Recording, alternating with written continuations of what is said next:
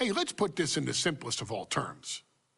Dwayne "The Rock" Johnson is the biggest celebrity on the face of the planet today. Now, whether he's a blue chipper, the people's champion, or as we know him right now, the final boss, The Rock has always commanded all of the attention in the arena since the very first moment he made his WWE debut at the 1996 Survivor Series. Born into this business, The Rock would become WWE's first ever third-generation superstar, following in the footsteps of his father and grandfather.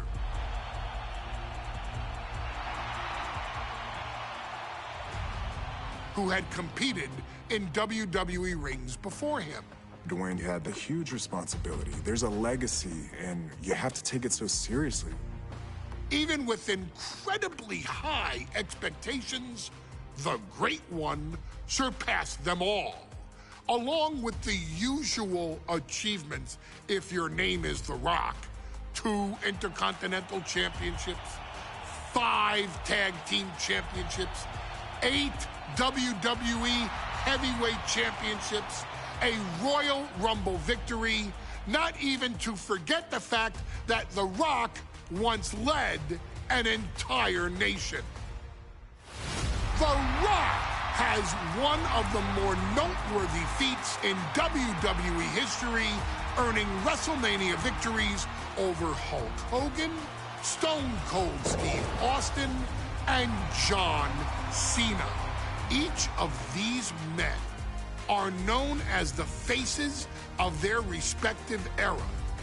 Each of these men found out what happens when you go one-on-one. Oh, you know the rest. Of course, The Rock rivaled Stone Cold Steve Austin's popularity during the vaunted Attitude Era, tearing opponents down with rock bottoms and people's elbows while tearing them apart on the mic with cutting one-liners and catchphrases that are still recited to this day. If you smell, know your role and shut your mouth.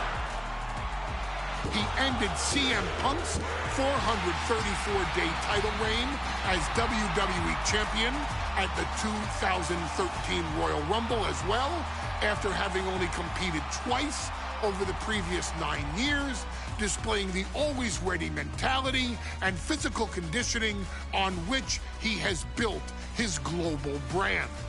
But you don't need me to rattle off The Rock's resume to you, now do you? Of course not. The man is an occasion unto himself.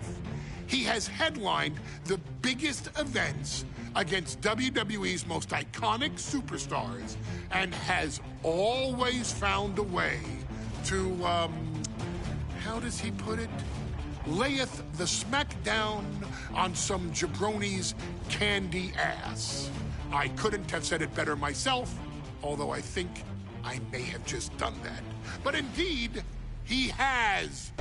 On a Thursday night in February of 1997, The Rock, still known as Rocky Maivia, would find himself challenging for the WWE Intercontinental Championship.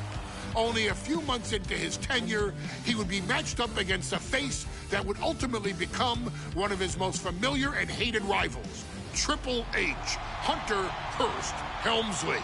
Seemingly overmatched by a more seasoned opponent, a youthful Rock would demonstrate all the traits that have come to define him in the years since. Tenacity, high IQ, and that legendary Samoan strength to ultimately surprise Helmsley and kick off the first championship reign for Rocky Maivia.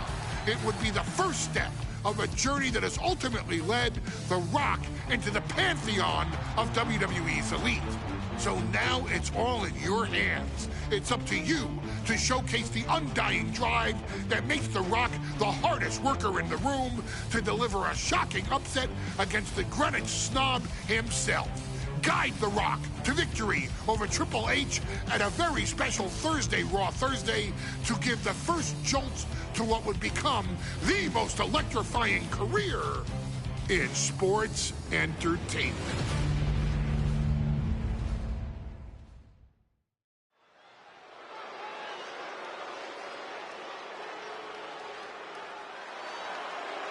And here comes the #1 contender, at least for tonight, Rocky Maivia. The following contest, scheduled for one fall, is for the WWE Intercontinental Championship.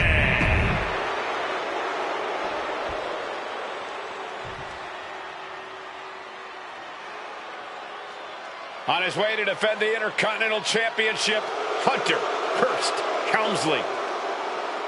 His opponent, from Greenwich, Connecticut, weighing in at 246 pounds, the WWE Intercontinental Champion, Hunter Hearst Helmsley.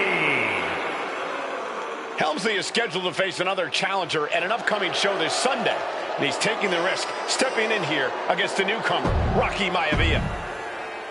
Looking at the champion, I guarantee there is no doubt in their mind as to who is leaving this match with the title around their waist.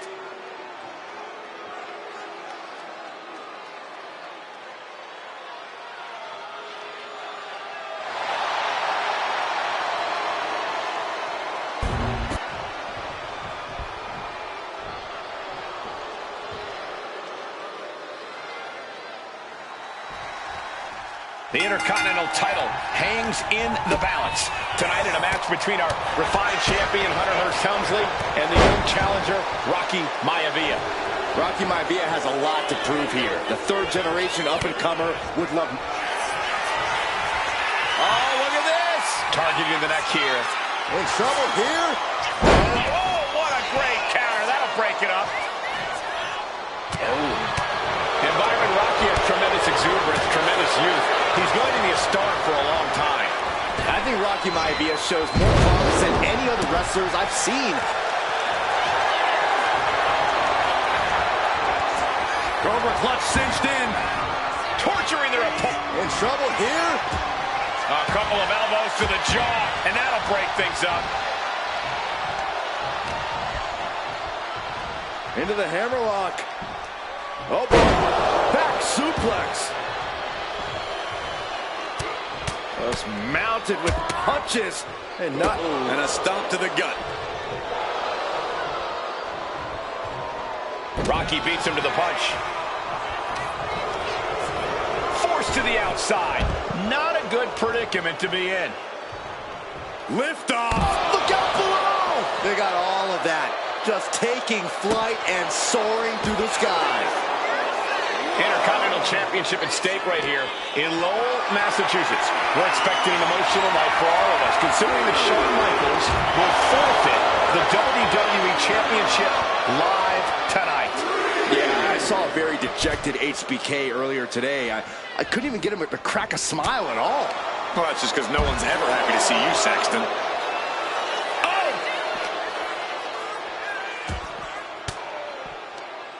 Oh, he cuts it off. And Rocky is delivering solid damage, but needs to remember to get Helmsley in the ring. From the top down. Countering that offense. We're seeing one response after another. Neither superstar gaining a foothold. And we know Rocky doesn't have the same experience as Helmsley, and that could be a developing story as this match progresses. And this is where an experienced wrestler like Helmsley can take a young wrestler and pick him apart, take advantage, capitalize, and win. Ouch. Big clothesline. Oh. Making the climb to the top rope. Flying. Oh, my. Maivia took to the sky and executed that high. Finds the roll-up. The referee doing their job, seeing clearly in the ropes. A face bust. Maivia's pulled in. The champ might have just sealed things. Makes the cover. The champion thought that was it. The champion's shock is palpable. The champ will have to dig deeper now. And it's going to take composure now. Could just need one more big move. Oh, stop right to the hand. And even before the bell rang tonight, I think Hunter Hearst Helmsley has been trying to frustrate Rocky. He's trying to say, hey, young fella, we're going to do things at my pace, not yours. Rocky, the 6'5", around 270-pound stud. Hunter whipped into the corner, nobody home. Rocky hit hard. And now Hunter looks to take over this match. Helmsley muscling Maivia up to the top turnbuckle and a big right hand. Helmsley with something big in mind here for his challenger tonight.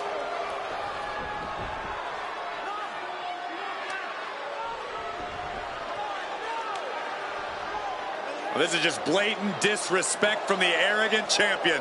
Almost daring Rocky. Hey, you really want my title? You really think you're going to be Intercontinental Champion? Up to the top. Hooking Rocky into a superplex. This could be it. Can Hunter capitalize? This could be it. Hook of the leg and a cover. And Rocky stays in it, getting his shoulder up. Still not enough to put out the flame of Rocky Maivia. Hunter has to be asking himself, what else do I have in my arsenal? And I think we may get our answer, gentlemen. Yeah, it's just a matter of time, I believe, before this one's over. Hunter hooking Rocky, taking his time, looking to put him away. Maivia just collapsed. This just shows you how much damage Hunter Hearst Helmsley has inflicted on the challenger in this matchup. I think Maivia's done. Official might want to step in, call this one. The official checking on Rocky. Hunter Hearst Helmsley believes this is close to being over. Lifting him back up again. Rocky rolls through. Shoulders down. Rocky wins the title. Rocky Maivia has shocked Hunter Hearst Helmsley. Here is your winner and the new Intercontinental Champion, Rocky Maivia. We have a new Intercontinental Champion.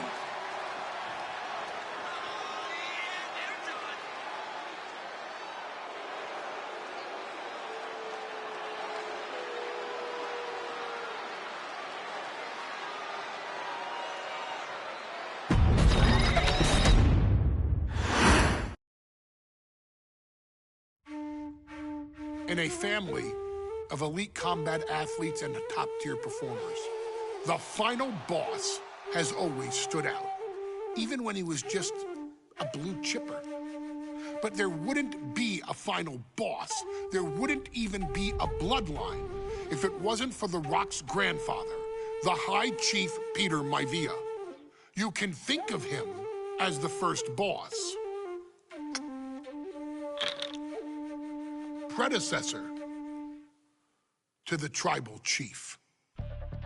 He is one of, if not the foundation for our family. The Anoa'i Fatu Maivia wrestling dynasty.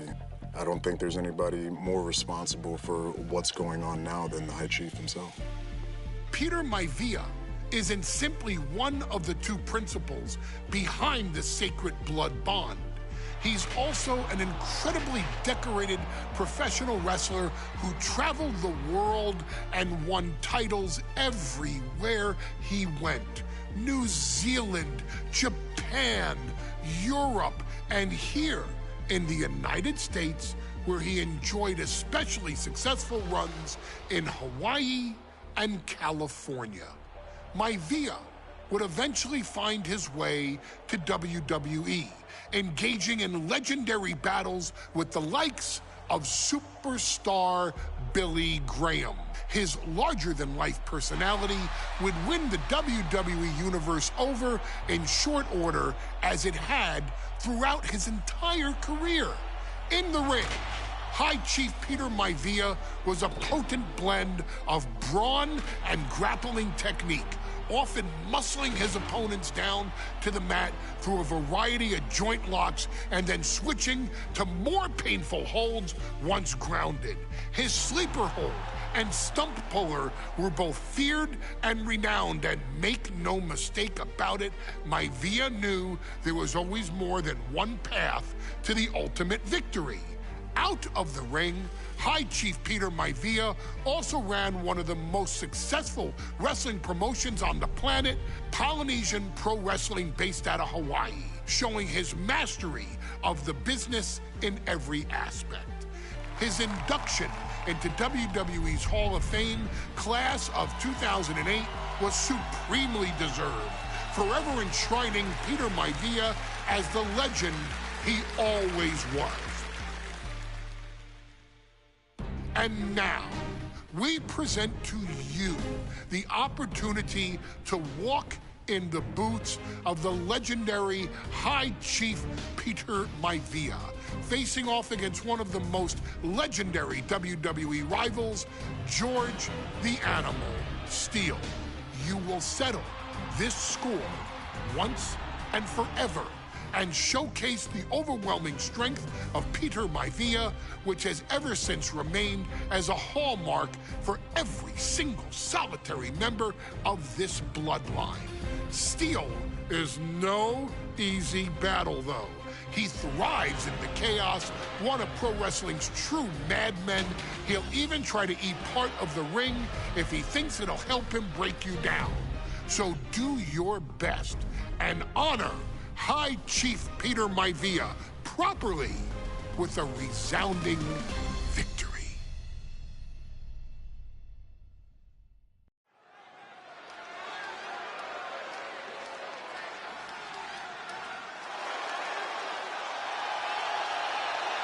Uh-oh, somebody called the local zoo. The following contest is scheduled for one fall and is a steel cage match. Introducing first, from Detroit, Michigan, weighing in at 275 pounds, George the Animal Steele. I'm not even sure the cage can contain this man.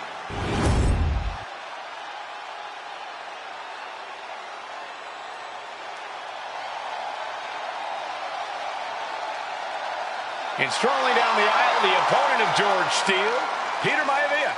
Always a chaotic matchup.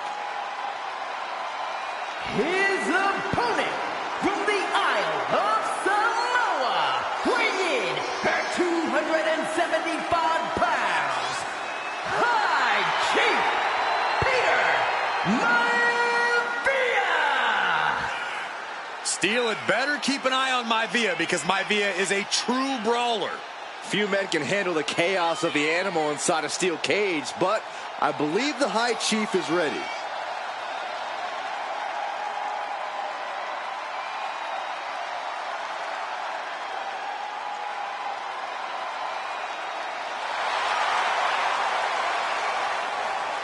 Maivia carrying such pride into the ring. Very stark contrast to Steele. We'll see which prevails tonight.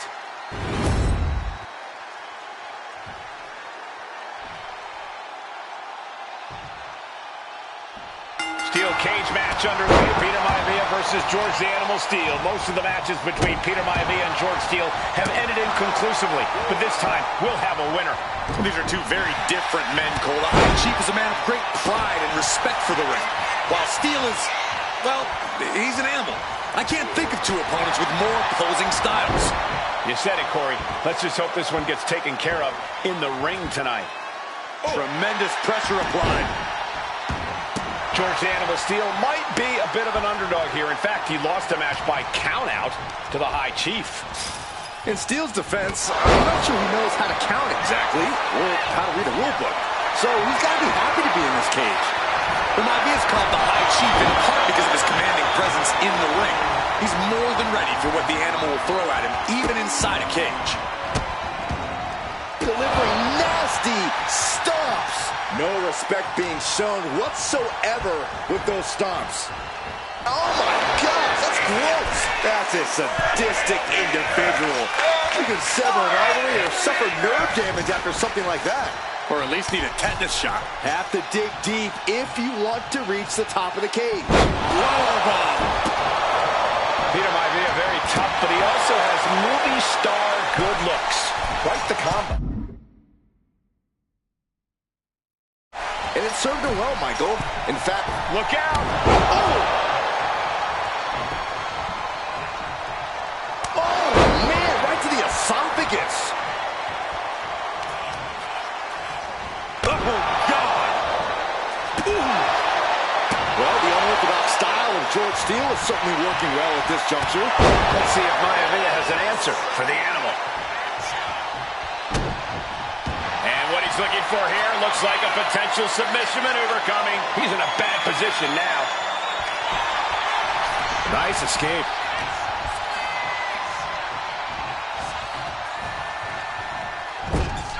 We've seen that Steele isn't above using a foreign object to gain the edge against Maivia. So he's got to have the advantage in a match where they're surrounded by one huge weapon, right? Well, you'd think that, Cole, but think about how these men prepared for this match. The High Chief is a consummate professional who's game planned for this stipulation. And Steele, well, I think he just shows up to the arena and asks who he's fighting. George the Animal Steele is not a wrestler by any stretch of the imagination, guys. He's a true... And he might be the best brawler in WWE, Michael. There is no shortage of fight in the animal. But you know who might be a better brawler, guys? The High Chief Peter Maivia. When you consider that double leg takedown, got the shoulders down. Elevates his shoulder ahead of the count. Channeling his energy to stay in this matchup. George the Animal Steele trying to ramp things up.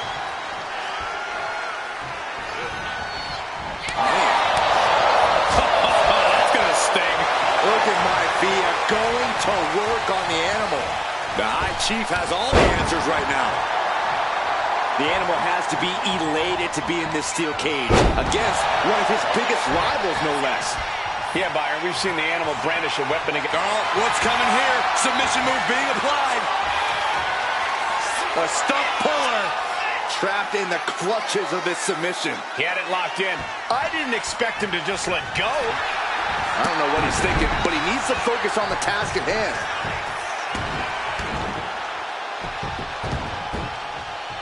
Why? Why?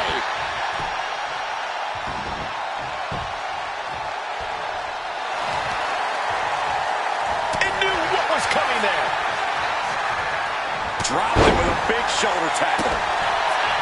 When a man like Peter Maivia signs up for a match with the animal, he doesn't know what to expect, just to expect anything in the world. Peter Maivia knows full well that he's in for some unusual treatment tonight. In fact, Steele often has trouble finding opponents due to his erratic nature. But when it comes to competition, the High Chief wants to prove he's worthy of that name. Peter Maivia will take on any competitor, no matter the difficulty.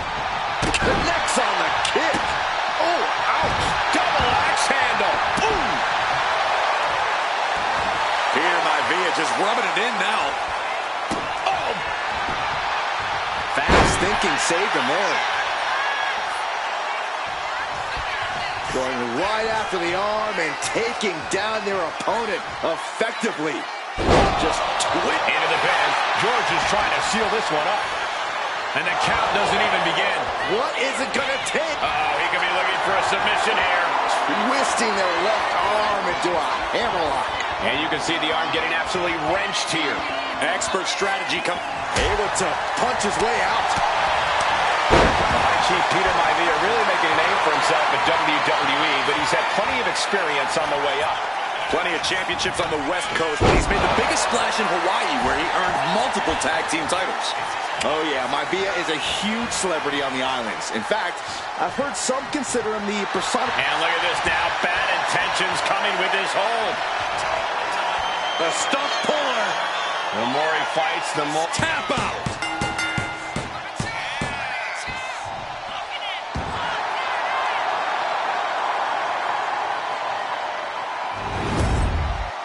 Here is your winner, High Chief Peter Maivia! Anytime these two have faced off, it's been eye for an eye. But the steel cage has finally delivered a decisive victory for the High Chief. Peter Maivia. George Steele is one tough animal, but the way Maivia faced him in the cage tonight just reinforced what everyone already knew, that the High Chief is one tough Samoan.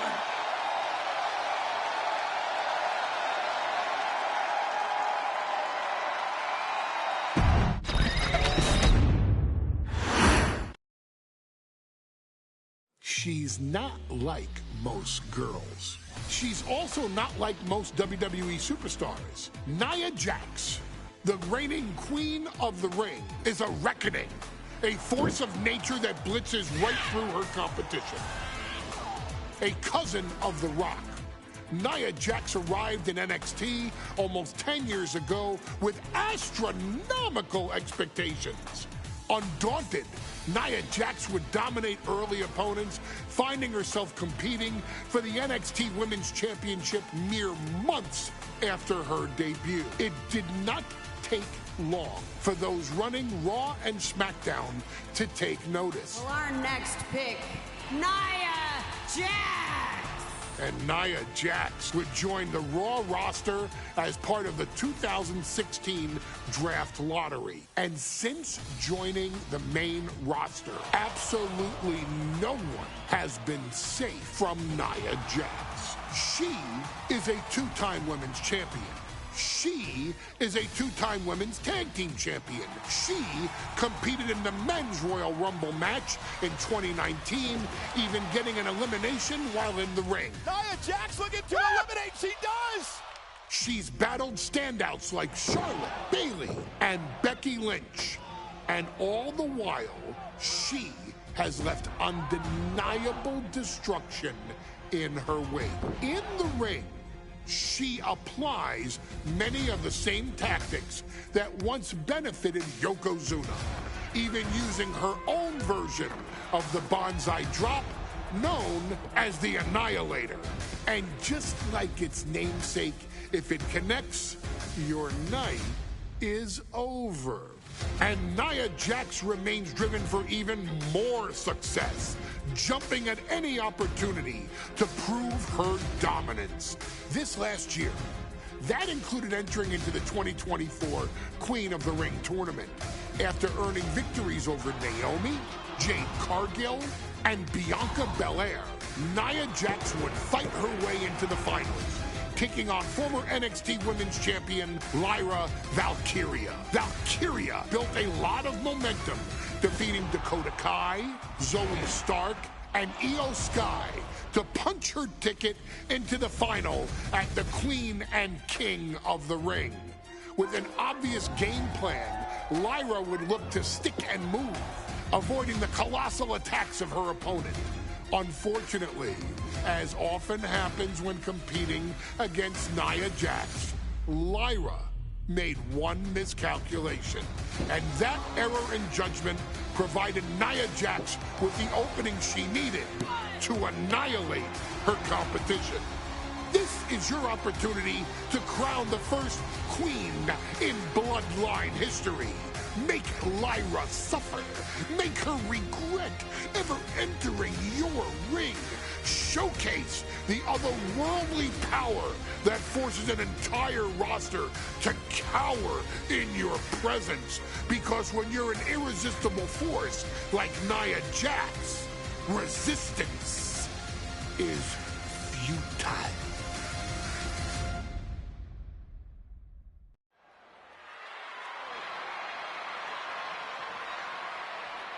And now a dark horse will face an unforgiving titan in hopes to don the crown. Lyra Valkyria versus Nia Jax in the Queen of the Ring Finals.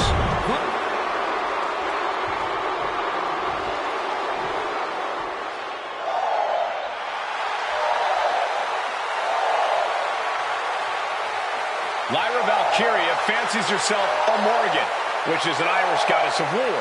As they were on the battlefield, they used to take the shape of ravens to fly around and decide who would...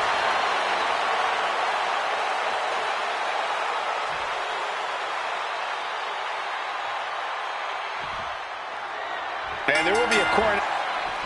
And Nia now misses wildly. Lyra goes up over the top. Nia's got a caught, though. Lyra trying to rely on her technique to bring down the irresistible force, but having no luck at the moment. I'm not sure this is going to work either. Jax just entirely too strong, but whoa! That was interesting. Oh, nice athleticism by Valkyria. Even Jax might be a little impressed. I wouldn't go that far, Saxton. Here comes Nia, just imposing her will on Lyra Valkyria. Again, Lyra showing how resourceful she is, applying the sleeper to Nia Jax. Lyra tried to hold on. And now Nia Jax in control, and she's going to look to put Lyra away. Nobody home! Set outside the ring, and Valkyria's got a chance. Huge window of opportunity. Right now for Lyra Valkyria to strike. Lyra may actually pull this off. Lyra may become queen. Lyra has the advantage. She has Nia reeling. But Lyra can't win Queen of the Ring with Jax on the outside. This match has to end in the ring.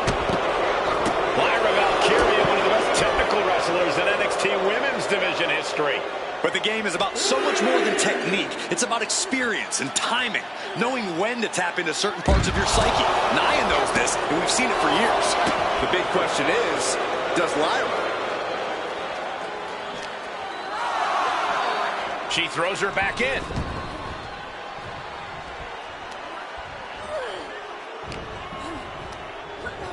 Sent hard into the corner. Thunderous headbutt. Boot right to the throat. Nia doing exactly what she set out to do, keeping Valkyria grounded. Now Jax needs to stay the course, and the crown will be hers. Oh, that opens the door for Valkyria. Confidence is always a key for Nia Jax. She comes into every match thinking she hasn't won. But when you have this business in your blood like Nia does, that confidence is genetic. But ever since the Irresistible Force returned to WWE 8 months ago, her confidence has been on another level. And she's gaining even more confidence as this match progresses. Jax may just be unstoppable now.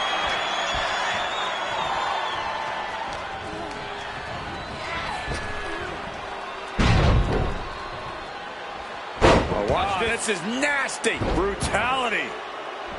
Treating the cranium like a basketball. And with an onslaught of strikes like that, it's clear they have nothing but punishment on their mind. Well, if you're Lyra Valkyria, what do you do to pull off a massive upset tonight? Well, Lyra's a technical wizard, Cole. In fact, from a technique perspective, she may actually have Nia Jax outgunned. And beyond relying on her technique, if I'm Lyra, I'm going to try to frustrate Nia. I don't know how possible that is, but if you frustrate Nia, she may make a crucial mistake. Many in the WWE Universe getting their first look at Lyra Valkyria. She's only had 3 main roster matches so far, and they were all in this tournament. Big wins over Dakota Kai, Zoe Stark, and Io Sky over the last 3 weeks. That's an extremely impressive start for Lyra. Wow! Undefeated for 3 weeks? When Nia Jax joined the main roster, she didn't lose a match for over 7 months. And Jax has stayed that dominant for years. Nia Jax. Uh-oh. She had that scouted. Lyra managing to find some of that needed breathing room. Valkyria trying to bring the fight back in on the top. And at this point, Nia just punishing Lyra. This is exactly the pace the Irresistible Force likes. Oh, man. That looks like it hurts. There's so many moves at Nia's disposal that she can end this match with. For Lyra, not nearly as much. Yeah, I can't imagine it'll be easy for Valkyria to pick up Nia Jax and drop her with the Nightwing. Please, let's call the move by its real. Valkyria crushed in the corner by Jax. Squashing Lyra in the corner, and the beginning of the end may be near. And Nia now, with Lyra on her back, going to climb up to the second rope. This is a scary situation for Lyra. Oh, look at this. Maybe not. No way. There's no way. Oh, my. Oh, no. Good night, Annihilator. Here is your winner and the new Queen of the Ring,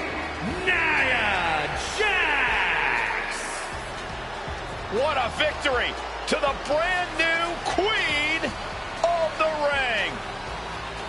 Nia said she would do it, and she backed up her claims. And now the Chief Content Officer of WWE and Triple H going to come in to congratulate Nia Jackson. Officially crown her the Queen of the Ring. Absolute dominance by the new Queen.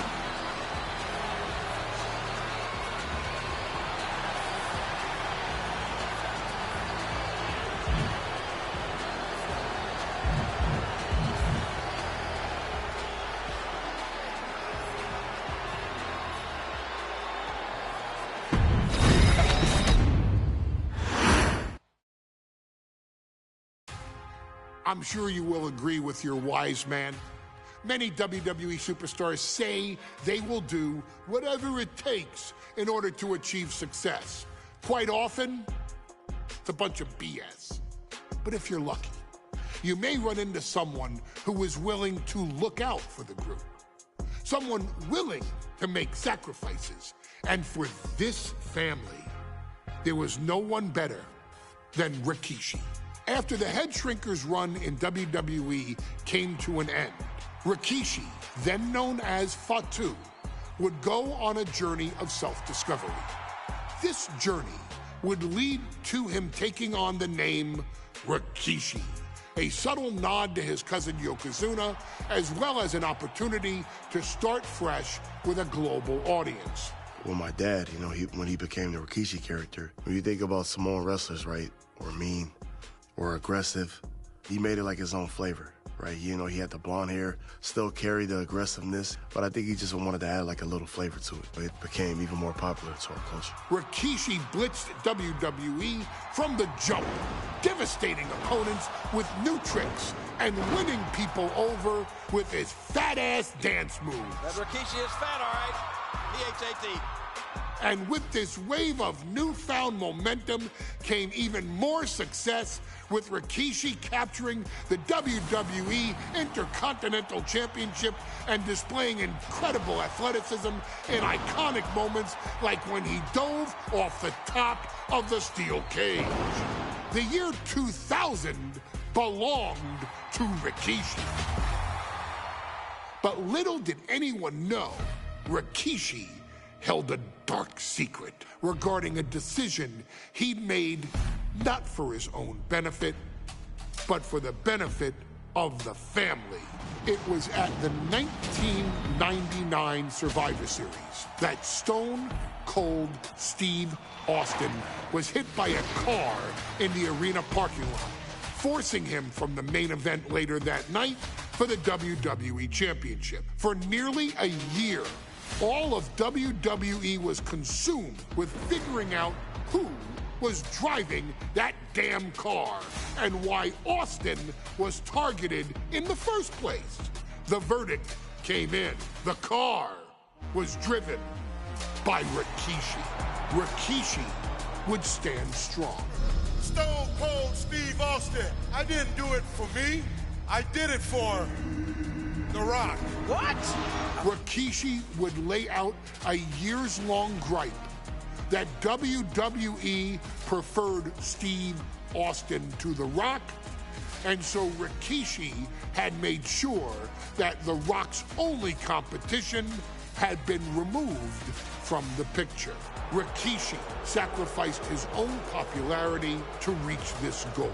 The Rock thrived while Austin was on the shelf. For Rikishi, the struggle and fall was all worth it. Rikishi knew that he would eventually have to face off with the Texas Rattlesnake to answer for his sins. And he welcomed that meeting with open arms. What Rikishi was unprepared for was for WWE to stack the deck entirely, looking to make Rikishi pay for taking out their golden goose.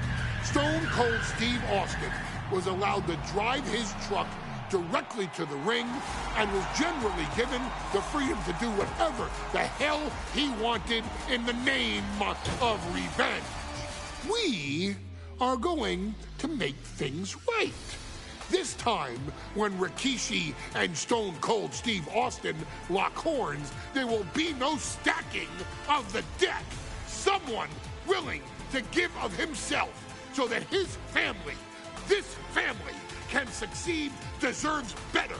So get in there and showcase the never say die spirit that has led this family to victory time and time and time and time and time and time again.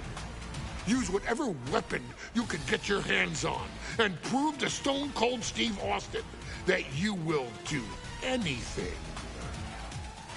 for the people.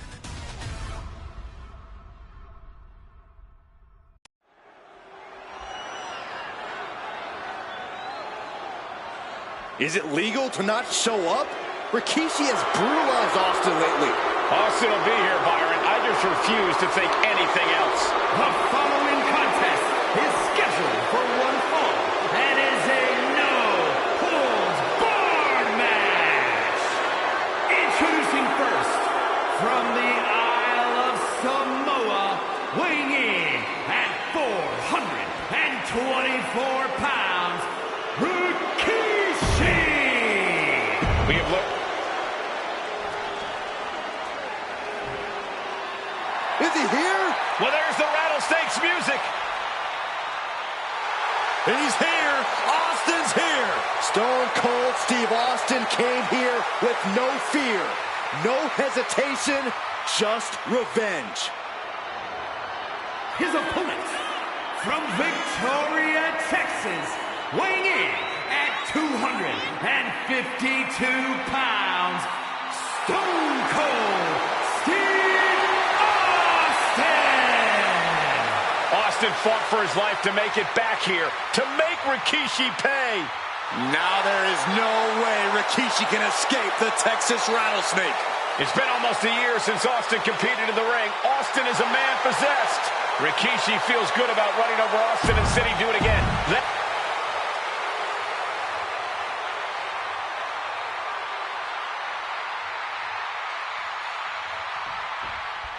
We now know the sick, demented side of Rikishi. Rikishi almost cost Austin his life and said he's here tonight to finish the job. Listen, Rikishi has seen members of his family be skipped over while other superstars skyrocketed to unimaginable heights. Rikishi feels it's The Rock's title, not Austin's. It's been a month of stunning revelations, all leading to the in-ring return of Stone Cold. And though The Rock wants nothing to do with this altercation, we have to mention the sadness Rikishi has brought to him. Rock might be innocent in this whole ordeal, but I feel that somewhere inside his soul, The Rock is happy with what Rikishi's done. The Rock is proud to have Rikishi and his family. No, Corey, what kind of lies are you trying to spread? We've heard Rock say Rikishi deserves what Austin is going to bring him. There's no family pride in that statement. I'm just saying that blood is thicker than water, and it's been an easier ride for Rock without Austin in the picture. And that's thanks to Rikishi. Sounds more like Rikishi is trying to take credit for all the Rock's success. Oh, did we just see a tooth fly out? Oh, I think Austin was busted open there.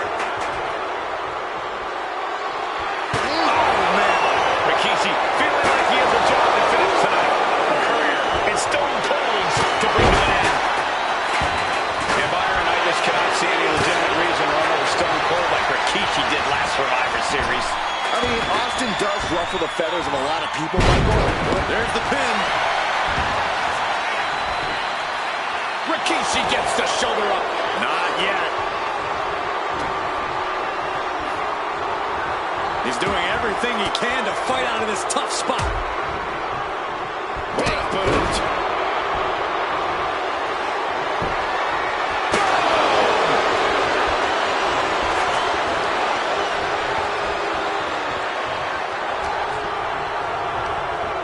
He gets sent straight down to the floor. Now heading outside. Oh, my God. And looking at my monitor, it just makes me sick to my stomach watching Rikishi. This is a man who has no remorse and feels justified for running Austin down like a dog. Look, to be devil's advocate, you've got to look at Rikishi's perspective. He's proud of his Samoan lineage and saw an opportunity to give his people a leg up in the Shark Tank that is WWE. Oh, serious, Corey? Rikishi ran over another human being. We're fortunate that it only put Austin on the show for 10 months instead of his whole life. It's sick that you would even condone what Rikishi did. Don't twist my words, Seth. I'm not saying I condone Rikishi's actions. I'm just saying I understand them. Rear European uppercut. Austin is like a man possessed. It's been almost a year since Austin's been in the ring. That table has only one destiny, and it involves being broken in half. We talk so much about motives leading into this match. In my view, Rikishis are delusional. His family have been given equal opportunities, and they all took full advantage of them. Yeah, my blood boils at the propaganda Rikishi's been selling. But I tell you about the most legitimate motive in this story, and that is payback for Stone Cold. Austin nearly had his... Oh, my God, are you kidding me? This is too far. I can't watch this. And the announce table's getting a makeover. That's not very feng shui. That definitely says more chaos to me. Picked up and being carried around now. Goodness gracious, the table just exploded. That was too much. Dangerous ideas and bad intentions become reality. There's no room for hesitation when you're dealing with flaming furniture. We talk a lot about Austin being prepared for a fight. Talk about the rattlesnake preparing to make Rikishi a dead man. Well, right now it's Rikishi doing the brawl. Rikishi's disdain for Austin looks greater than even we anticipated. Lift off. And connects. Took a leap of faith and connected perfectly. This could be just what they needed. Well, this match is now all over our announce area. Well, this won't be good. Nice suplex. Guys, they're coming dangerously close here. And he has an answer for Rikishi. Back into the ring now.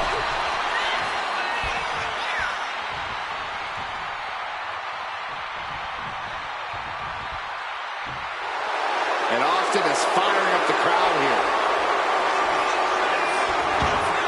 Not sure if he should waste all his time hot-dogging around. Clearly lost in the moment. He better snap out of it.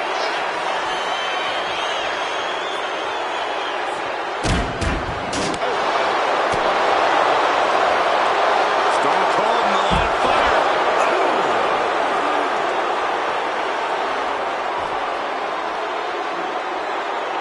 And Rikishi enjoying how he's worn down the rattlesnake throughout this match. And I bet The Rock is smiling about it too. Oh, stop that. Austin and Rikishi trading heavy artillery on the outside, and here comes the rattlesnake. Stone Cold Steve Austin fired up and revenge on his mind. You got to think about how bad Austin has wanted this ever since Survivor Series last year. Been dying to get his hands on Rikishi. All of that venom, all the vitriol inside of Austin being unleashed on Rikishi right now. Remember, this is no holds barred. Anything goes. Austin has Rikishi down. The rattlesnake is red hot. And do you hear this capacity crowd? They want more from Stone Cold. All that he wants to see Rikishi get beaten down like a pile of human filth. Sharp elbow to the gut turns that one around. And we know how despicable Rikishi has been. But to throw vinegar on the rattlesnake's nest, Rikishi goes and destroys Austin's shot with a sledgehammer. No fury like the man who has his commentator belt. It's just extra motivation for every fist Austin lands in this fight.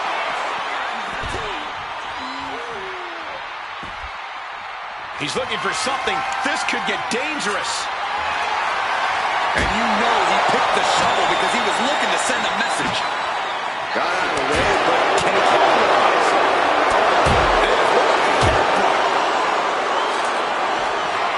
Coming down hard with that shovel. Oh, man. And he evades the attack. And Rikishi lately has been calling himself a visionary, a pioneer. All a bunch of garbage, if you ask me. Well, those aren't self-imposed labels, Cole. Those labels are coming from the family, coming from a group of wrestling legends who are proud of Rikishi. Austin! Star by the rattlesnake. Will Rikishi Rikishi get back up. What? Only 2? I thought for sure this thing was wrapped up. Well, stay in your seat. Looks like we've got a ways to go yet. And Austin is in a state of disbelief. Thought he had this match in hand, but it will continue.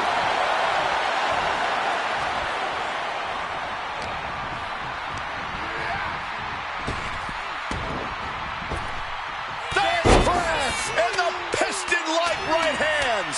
And dropping bombs. Good grief. Austin getting himself some Texas rattlesnake retribution on Rikishi. From the top. Side steps and backbreaker. Scary mindset for the Rattlesnake. Austin has scattered pictures of Rikishi all over his home. Said that every time he looks at Rikishi, he's looking at a dead man. Yeah, Rikishi taking that as an empty threat, thinking that Austin isn't the man he claims to be. But trust me, when Stone Cold says he has you in his crosshairs, that's no empty threat. Rikishi looking to finish the job from 10 months ago.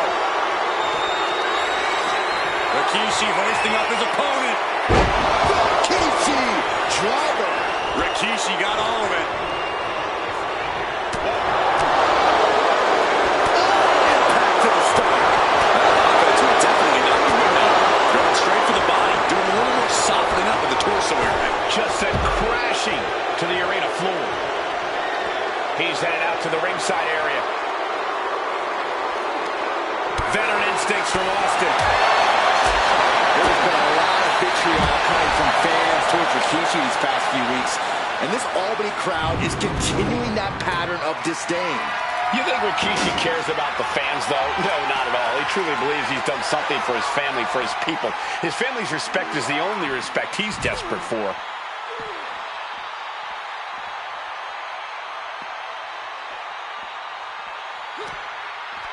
Oh, and fights back.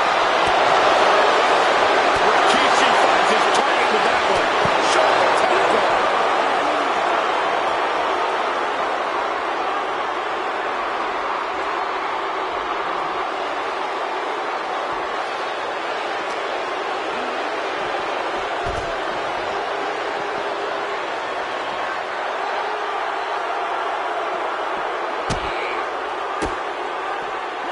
Stops that offense. Here he comes, sliding back into the ring. Stone Cold letting his feelings towards his opponent be well known. Clearly lost in the moment. He better snap out of it. A great display of confidence, but he doesn't want to give his opponent added motivation. He's looking to take things to the outside now. And Rikishi slows Austin down with a thunderous right. Austin's in trouble.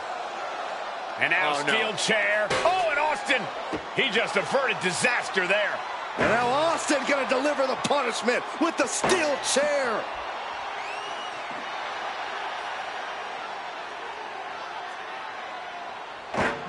A relentless Texas rattlesnake beating the brakes off of Rikishi with a steel chair. And again, thunderous blows by Austin.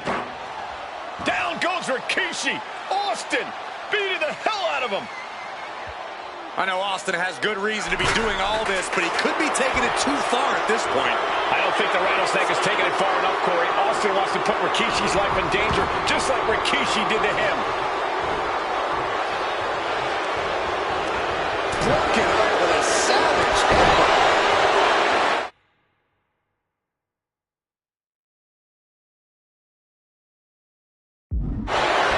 Rikishi got him right where he wants him.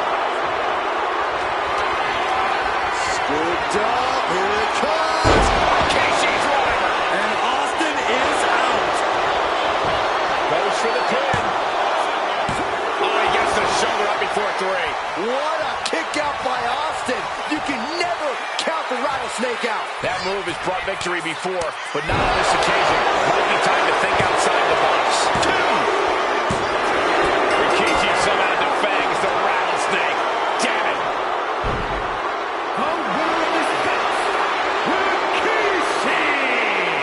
This is not what many of us expected to see. We wanted to see retribution, but Rikishi was too The vitriol that consumed Rikishi powered him to finish the job and leave a battered Austin in his rear-view mirror.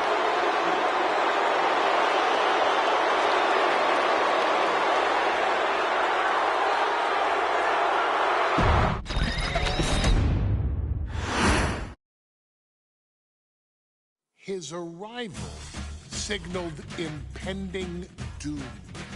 His very presence was enough to intimidate even the bravest WWE competitor.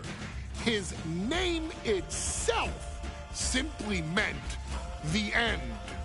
And if you found yourself standing across the ring from Umaga, you were most certainly coming to the end of your own road. The younger brother of Rikishi, Umaga, was every bit the Samoan bulldozer that his nickname would suggest, mauling opponents with ease, relishing the chaos that he created. A menace to the entire roster, an unrepentant badass, Umaga tortured his prey with high-impact collisions before ultimately sealing their fate with his vaunted Samoan spike, a vicious move used today by Solo Sikoa. Inside the ring, man, he was just a complete monster. Anybody that stood in front of him, he was going to wreck him no matter what he had to do. He was just a crazy, wild Samoan. Outside of the ring, man, just a loving guy to be around. A fun uncle. Always joking, always barbecuing at his house. I always looked up to him. He was just so cool. Perhaps an unheralded aspect of Umaga's game was his mastery of mental warfare. Umaga loved to present a wild, out-of-control savage, one who needed manager Armando Alejandro Estrada to handle all the details while he destroyed opponents. Umaga was the perfect definition of the word aura. A two-time intercontinental heavyweight champion, Umaga established himself as one of the purest forms of dominance to ever set foot in a WWE ring. His intense clashes with Batista, the Heartbreak Kid Shawn Michaels, and Triple H, along with WWE Championship battles against John Cena, still live on in the memories of those who were fortunate enough to watch Umaga perform. And Umaga will live in immortality through every member of this family, whether it's with a huge Samoan drop, a running bulldozer into the corner, a Samoan spike, or even a war cry in the middle of battle. Umaga is forever. I wish he was here. I know he's watching from above.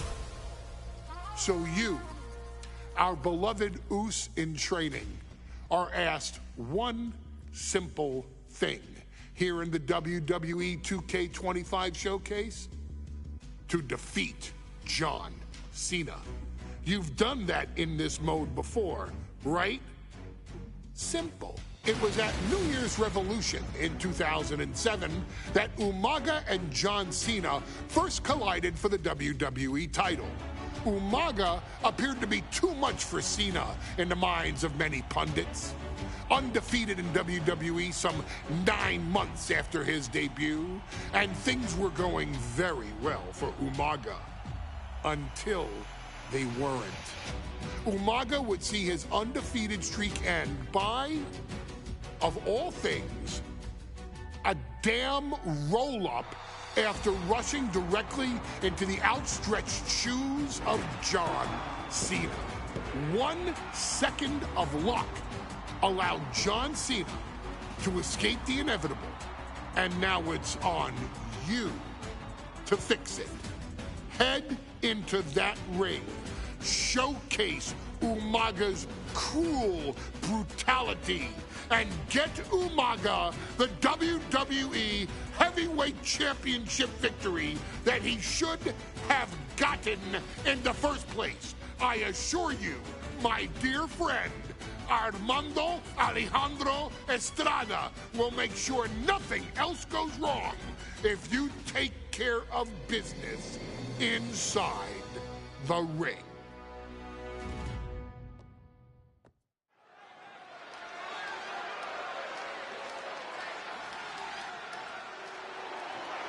Well, ladies and gentlemen, here he is. He could be the next WWE champion, the near 400-pound Umaga.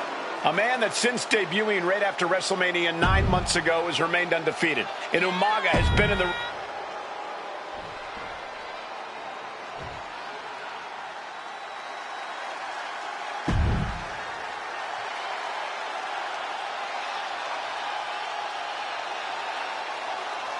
A phenomenal ovation in this arena because the champ is here. The following contest is scheduled for one fall, and it is full. Social media is buzzing, as it always is when this title is defended.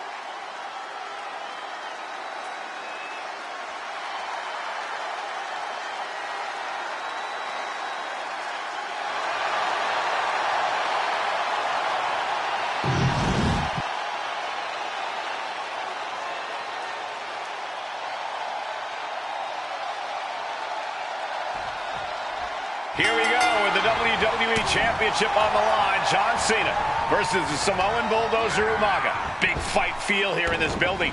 The undefeated Umaga has set his sights on Cena, and there's nothing left standing in his way. Umaga doesn't just want to beat John Cena. He wants to obliterate him, like he has all his other opponents. But this is John Cena we're talking about. If anyone can stand up to Umaga's brutality... No!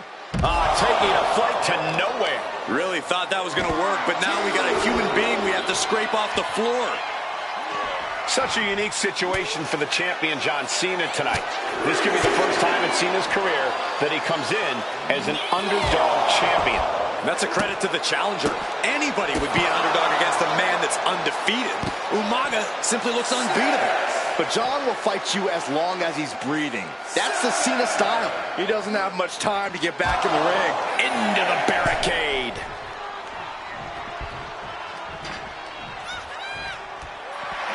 Cena making clear he has his number. This one's heading to the outside.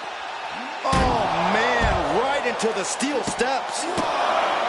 And you just see Cena's legs bent awkwardly off the steel steps. Umaga really pinpointed a target with that attack. I don't know if it was strategic on the part of Umaga or just a result of his rampage. But either way, taking out Cena's foundation is going to sway the power advantage into Umaga's favor now. Stamina is going to be a key factor in this match tonight. Can Cena weather Umaga's vicious attack? From the top rope, all the way to the outside. You got to be a certain kind of crazy to even think about attempting that kind of offense. But I can't say it didn't pay off. Ow! Umaga is truly a specimen to marvel at, Corey. And his handler, Armando Alejandro Estrada, knows he has a third. Umaga's gonna fly! What a Samoan splash! Oof! Knee strike connects. Momentum fully shifted to Umaga. Cena has no response for Umaga's savage and brutal offense. Uh-oh, bad situation here. Looking to lock it in. It's in. This could be over soon. This is agonizing. The deathlock is in.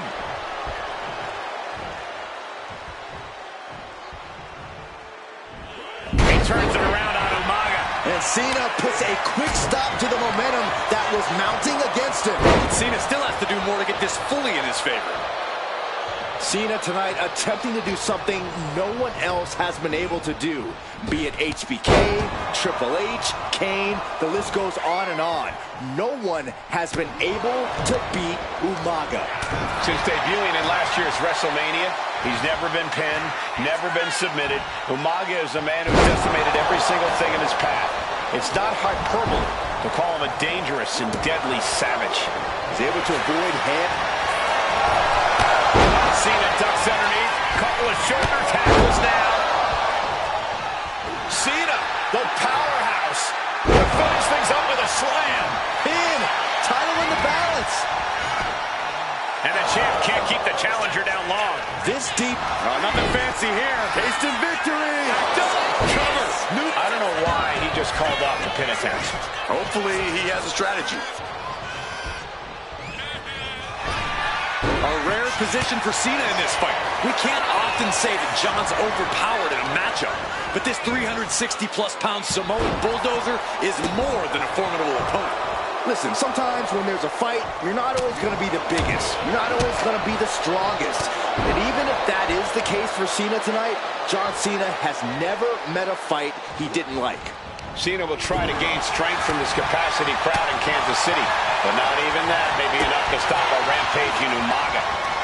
Continuous counters. These superstars looking locked in. Oh no! Draped across the top rope. Cena plans in motion. Oh! Ooh! Uh-oh! Oh my God, what a move! Kick to the gut. Ooh, brutal forearm. Stomping down! Oh, the reversal by Cena. Reversal, well scouted. Umaga with a crazed look in his eyes, staring down Cena. He counters with a great reversal. In the clothesline. Cover. We're going to shut this down. If that won't beat him, I'm not sure anything will. Hooked him up. And a suplex. And the champion still chipping away at the challenger. Cena knows it will take much more to defeat this beast of a man. Sky high. Nobody home. Super kick. Gosh. Okay, he should really focus on the match now. We get the point. Oh, my goodness. Ah, what a smash. That is just insulting. Here it comes. Samoan spike. The challenger clearing a path to the title. Boom. Umaga, of course, coming from a very rich heritage. Some of the greatest athletes in any sport come from the Samoan heritage. Umaga's aggressiveness can be traced back to... This'll do it. Umaga. Samoan spike. The challenger comes up big. Getting out of harm's way. Clothesline. Good Lord. So effective. Oh, and soon we could be seeing a submission here. Targeting the shoulder. And would you look at that? He just let go of the submission. Maybe he did the damage he meant to do and has something else in mind now. And Cena's starting to falter here. Umaga is simply overpowering John Cena right now. And Cena flattened in the corner. Umaga's just overpowering him. Look at the strength. Into the corner, just setting Cena up. You have to start to ask yourself, is the end of John Cena near? I think so. Look out! out! A headbutt. No one has been able to stop Umaga. No one. You are seeing why Umaga is undefeated. Why no one has been able to stop the Samoan bulldozer. Here comes Umaga, and Cena catches him with a boot.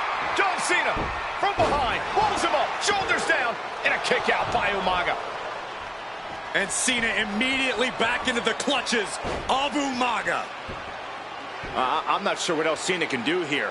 I'm not sure John Cena knows how to stop Umaga. And Corey, you know there's no force equal to being on the receiving end of a headbutt from Umaga. It's in Umaga's DNA. Generations have perfected the art of using their own skull as a weapon that could stop an elephant. Pop-up Samoan drop. Brutal attack from Umaga. He smells Cena's blood in the water.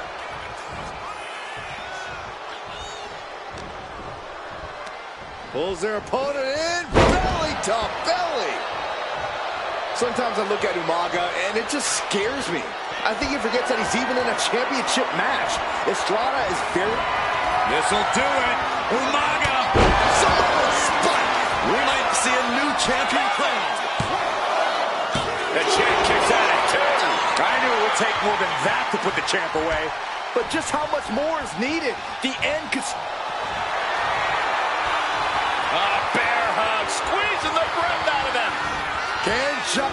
New champion, an undefeated champion. Here is your winner, and the new WWE Champion, Umaga!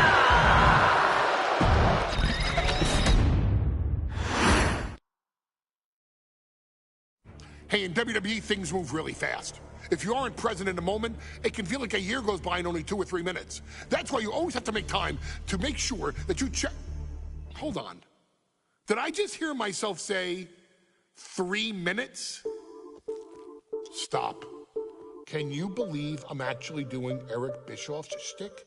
In the early 2000s, few words sent a shudder through the roster like the words 3 minutes, summoning the fearsome duo of Rosie and Jamal, collectively known as the 3-Minute Warning. Initially hired by the aforementioned Raw general manager Eric Bischoff to interrupt anything he didn't find to be entertaining. You're just not entertaining me. 3 minutes are just about up. The two instantly made their mark in WWE with their complete and total decimation of anyone that was targeted. Their formula was really simple. 2 bruisers with surprising quickness who took pleasure in throwing opponents all around the ring with reckless abandon. And the trail of bodies left in their wake remains a testament to their devastation. Rosie, older brother of your tribal chief, Roman Reigns, and Jamal, who would in time develop his skills further and take the name of Umaga, were about instant gratification. They treated matches like a race, seeing how much damage they could fit into the shortest time possible. The 3-minute warning with my brother and my cousin, it was just one of the coolest gimmicks of all time to me. It was catchy, you know what I mean? Like, you kind of knew what was happening. And I feel like we all remember when the 3-minute warning hit for the first time. You know, the whole Den TV area just lit up. Every match was a train wreck, as the two would use their size to overwhelm most opponents, coupling that with incredible tag team maneuvers to increase the carnage to its maximum levels. That approach, maximizing damage while minimizing time, was a 3-minute warning signature. The team itself saw its run in WWE last for a little over a year, but in that time managed to make such an impression with the WWE Universe that it still resonates today. They are proof of the impact anyone can make if they capitalize on their opportunities, as 3-minute warning did every single time. It was a short-lived gimmick, but it was a really cool gimmick, and I just think it shows the versatility of, hey, if you need us to go out there and tell you a Broadway story, I'll cover 2 hours if you like. But if you need us to come out in 3 minutes to make an impact, we can do that too. But you gotta be really good to be thrown in there with the very, very best in the industry. I'm getting all pumped and proud, you know, for my brother and my cousin right now, just thinking about it. Here in the WWE 2K25 showcase, we have selected another team that embodies the same mindset in Akam and Razor the AOP. Similar to Jamal and Rosie, these two look to inflict the most pain in the most efficient manner. Like 3-minute warning, AOP happily dispatches when summoned. Like 3-minute warning, AOP features 2 Goliaths who will hurl your body from pillar to post before finally bringing it all to a most painful conclusion. It's up to you in this Extreme Rules contest to beat the AOP to the punch and showcase the Wrecking Crew approach that made 3-Minute Warning the premier bruiser squad in all of WWE. And don't worry, we will give you more than 3 minutes to make that fact perfectly clear. As a matter of fact, take your time and enjoy dishing out the punishment.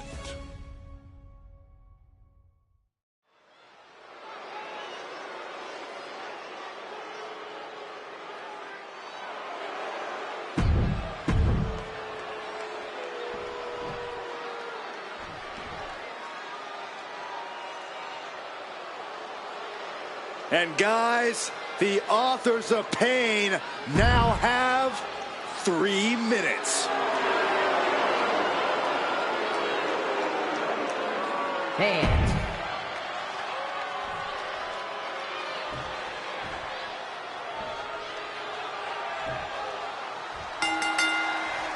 We got 3-minute warning and the Authors of Pain clashing tonight in what should be a harrowing Extreme Rules match. Considering the teams involved here, it comes as no surprise that we have medical teams standing by backstage. Yeah, these are two of the most merciless and physical teams we've ever seen. Lasting bodily harm isn't just highly probable in this match, it's essentially guaranteed. Oh, I, for one, can't wait to see what these teams do with the rules thrown out the window. They're free to be as creative as they want in their pursuit of absolutely annihilating one. Shoulders down, Penny in predicament. Trying to catch him off guard with that attempt. Pay special attention to Rosie in this matchup. 6'5", 375 pounds. The man can run a 40-yard dash in 4.8 seconds. This guy is a pure athlete. Rosie played high school football with a legendary running back before playing college ball in Hawaii. Imagine being pancaked by the force Rosie brings. Slides under the ropes. Back into the ring. Ooh, what a damaging blow. He gets out of the way. Ooh. Shoulder tackle. Chair in hand. Bad intentions in mind. No clue what he hopes to find down there. Akam something to more close there. Yeah, Rosie was confident going on the attack. Bam! There goes the trash can for him. Specifically targeting the leg.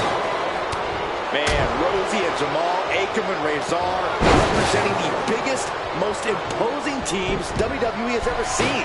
Both teams don't care what the motive is, don't care who the target is. Their goal always remains the same, and that is complete destruction of the opposition. We call them equal opportunity ass kickers. The first few rows should take a couple steps back because no one is safe when you're in the vicinity of these teams. It goes without saying that there is a certain disdain for your opponent when you pull off something like that. And Razor is firing up the crowd here.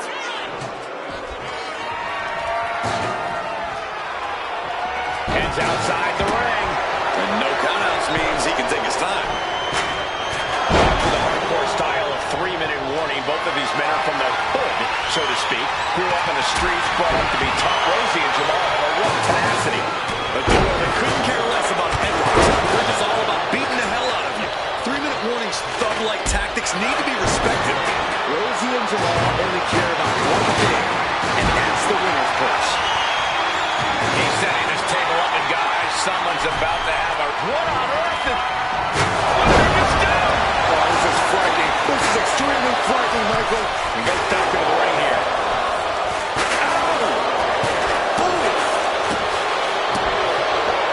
T-bone into a power slam. Impressive. Two big kick out. He's determined to keep this matchup going. Just look at the size of all these superstars. The ring had to be reinforced before this match. Over 1,300 combined pounds colliding. These men are so big and so thick, it's a challenge to wrap your arms around them. It's really just best to find weapons and whack away. Yeah, and there's plenty of weapons to choose from tonight. Elbow drop.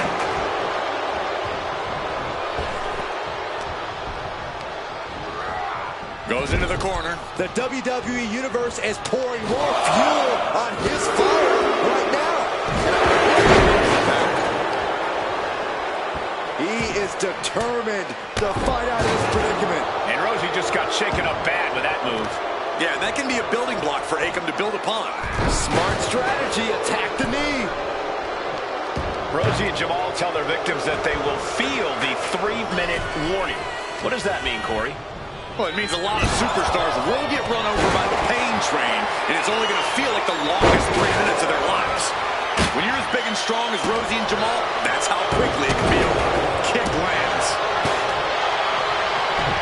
Showing off their deadlifting prowess and just... He'll make his way to the ring.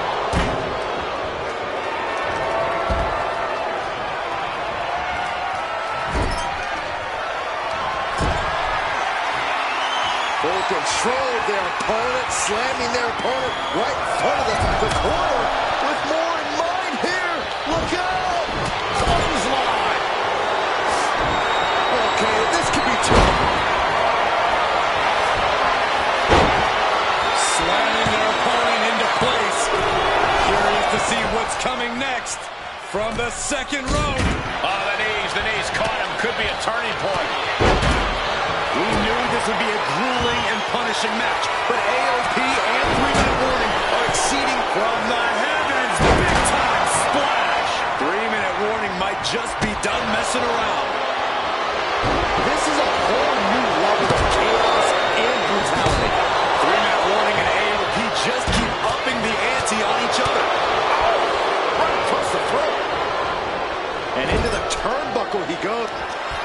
This superstar has control of their opponent, driving them down to the canvas. But what's next? From the middle row. And his body is still the focus of the attack. Forget it. AOP just fell to their demise. Has an answer for Akam.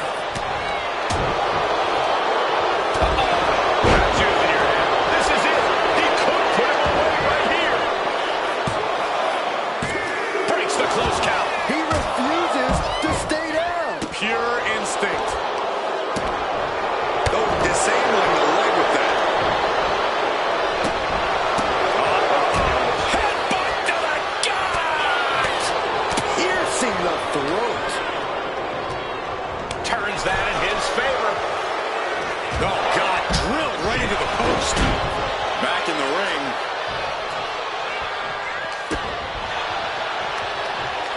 Rosie responds. What a display here. Counters on both sides.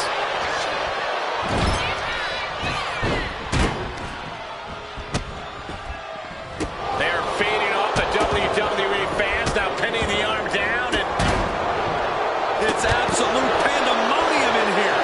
and it's all because of the willpower these superstars are showing. Taking out the knee. What a shot. Oh, what a response. He's looking to unload on his opponent with that kendo stick. Oh, Rezar gets cut off.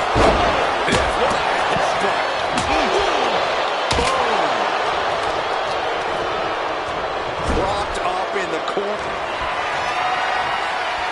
Full control of their opponent, slamming their opponent right in front of the corner with more in mind here. Look out! A huge splash. Terrible position for Akam. Rosie and Jamal survive Extreme Rules. Here are your winners, Rosie and Jamal. 3-minute warning. Gotta give it up to 3-minute warning. In a contest between two of the most badass squads we've ever seen, they were the tougher competitors. Yeah, but AOP certainly made 3-minute warning earn this win. Just think about all the carnage we witnessed here tonight.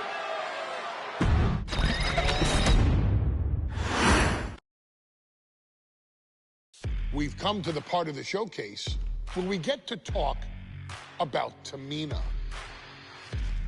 Ever since walking in WWE, shoulder to shoulder with the Usos, Tamina's alliance with this dynasty has never been in question. I remember watching Monday Night Raw, and I seen Tamina debut with my brothers. It was a pretty cool, dynamic, right? Two of my brothers, and Tamina. Together, Tamina and the Usos helped each other navigate through a trial-filled first year in WWE, making sure they all survived together. In later years, Tamina has formed alliances with both Naomi and Nia Jax, honoring this family's connection. While Tamina has looked to create her own name in the industry, she has never missed a chance to acknowledge her place in this family either. Trained by Afa and Sika, the Wild Samoans, Tamina was instilled with the same instincts that have carried each member of this family to wrestling glory. Her in-ring approach is similar to many in the bloodline. Quick striking, high-impact attacks, and smothering holds. As capable with a super kick or a big splash as anyone else, Tamina has maintained a remarkable level of success in her WWE career. A constant contender, Tamina has competed for the Women's Championship on many occasions. She's also held the Women's Tag Team Championships along with 9 separate reigns as the 24/7 champion. Tamina has proven capable in any environment against any opponent. Tamina is always the perfect test for a rising contender. Defeating Tamina proves that you're at the top of your game, and she will always expose those who aren't quite ready yet. Taking her lightly is the easiest way to book your visit to the local medical facility. Tamina has taken part in many memorable moments, but in the 2K25 showcase, we're going to give you the chance to make history. In the first ever women's Money in the Bank match, Carmella, of all people, would walk out victorious after letting someone else do all the work. Tamina, Becky Lynch, Natalya, and Charlotte Flair were all robbed of a great opportunity that night by Carmella. So this is your chance to make it right. Showcase Tamina's grit and take out the other 4 ladies in this ladder match to become the first ever winner of the Women's Money in the Bank. Carmella might still sneak out with the win, but if she does, she's doing it on her own because we're not allowing anyone else at ringside for this match in our showcase.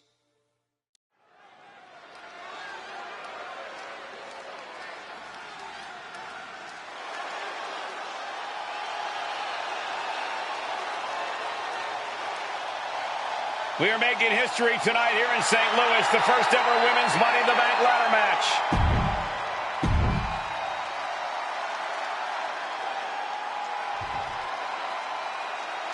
And Byron, Becky Lynch with a very astute point. I rip off arms. You can't exactly climb a ladder with no arms.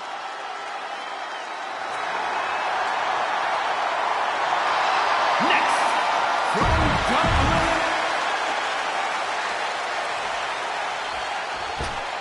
There's a big fight coming. Tamina, perhaps the most dominant superstar in this match. And I guarantee she is not fazed by taking on 4 different opponents in a ladder match.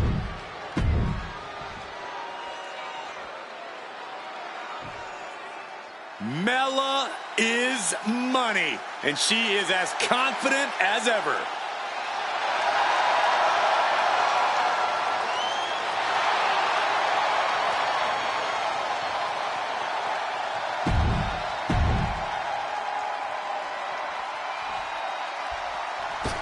Natalya, another superstar who walks into this match thinking she has legacy on her side tonight.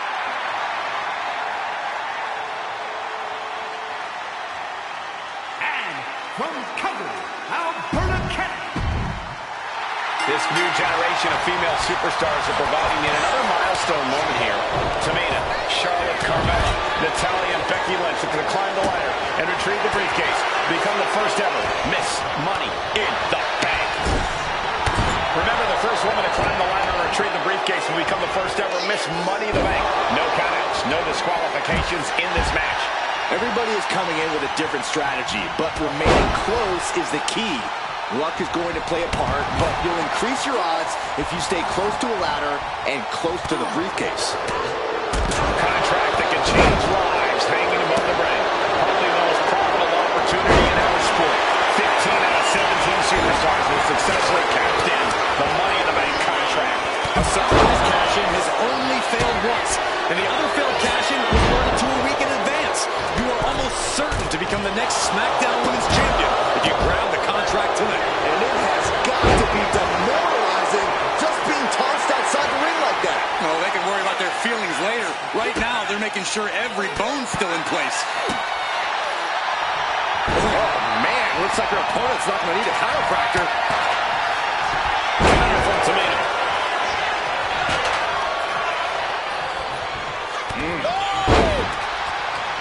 Is there anyone more intimidating in this group than Tamina? I've said it before. It could be a coming out party for Tamina. This is her time to revive his legacy. If Tamina wins the contract, it guarantees her first title opportunity in over 2 years. More than an opportunity, it pretty much guarantees Tamina will become the next women's champion. Victory is literally within her reach here. Time is your enemy here. I just don't know if there's enough of it to get it down. Clearly thinking a steel chair is what's needed right about now. Chair shot delivered. Climbing up. But is there enough time to go for the win? No doubt about it. This is just adding extreme insult to injury. Oh, man, inverted backbreaker. No safe haven in this match. These ladders can be your best friend or your worst enemy. There's no allies in this match. It's everyone for herself. There's no room for friends when history's being made. Not when you can go down in the record books as the first Miss Money in the Bank. Looks like she's been cut open after that. You hate to see this. Flatliner into the middle turnbuckle. Getting the ladder into position here. Picked the perfect spot, too.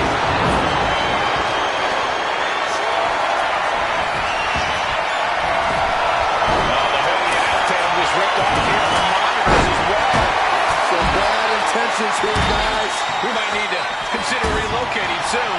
Yeah, this fight's getting closer and closer to our table. Finding weapon. The crowd is going absolutely crazy right now.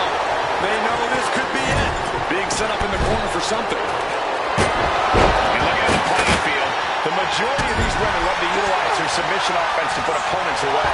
Tapping someone out won't win this match, but these women should not shy away from using the biggest weapons in their arsenal. We've heard Becky say she was going to rip arms off tonight. You can't exactly climb a ladder with no arms. Here we go, Byron. Samoa drop. What a sick thought from that table. She's bringing the table into play here. Now she's going to apply the pressure with this submission maneuver. STF applied, locked in deep. She won't fade. She just won't fade. She keeps fighting. Second-generation superstars competing in this match. Carmella, Charlotte, and Tamina. And Natalya, of course, a third-generation superstar. Women bred for these kind of moments. Any of these women will add a significant chapter to her legacy if she can become the first Miss Money in the Bank. Up for the electric chair, down for the drop. Up and... wheelbarrow face buster! Man.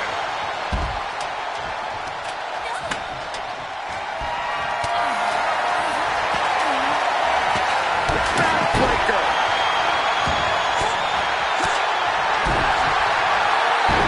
Schoolboy.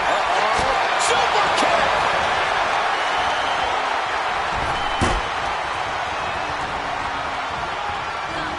She turns it around with the reversal.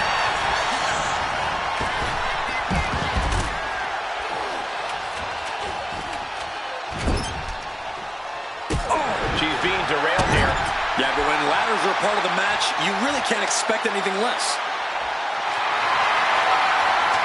And she's positioning the ladder perfectly in the center of the ring there. Endless stomps in the corner. Oh, man, face buster.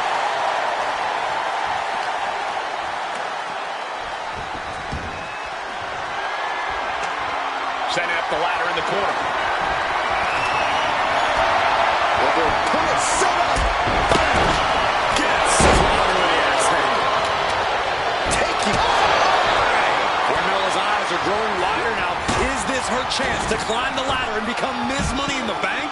Now bringing her fury to ringside. Coming back from the outside now. Has him up for the power slam. Instead delivers the inverted DDT. Money in the Bank briefcase still hanging high. This is what it's all about. The opportunity of a lifetime. What are you willing to do? How much can you sacrifice to be the first Miss Money in the Bank? And Becky gets caught by an effective attack there. And all of this pain and discomfort will make ascending the ladder very challenging. Oh my God, a clothesline! Boom! Did you hear that impact?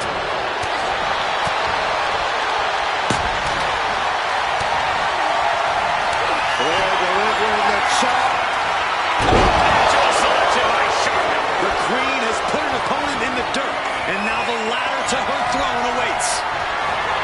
History on the line. Guaranteed championship opportunity. Nothing but carnage happening in this one.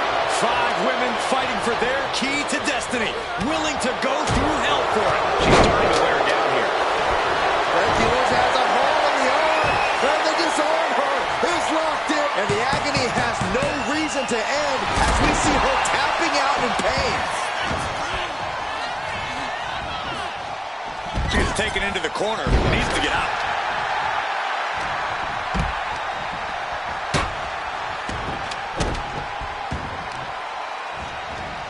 Stomping straight down on the arm.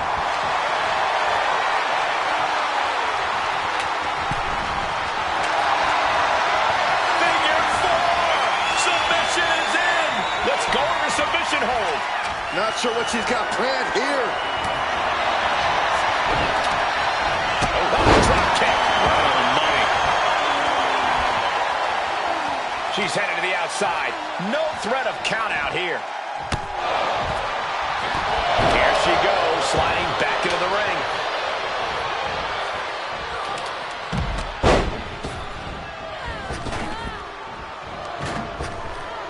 A sit-out mat slam. What impact. Oh, man.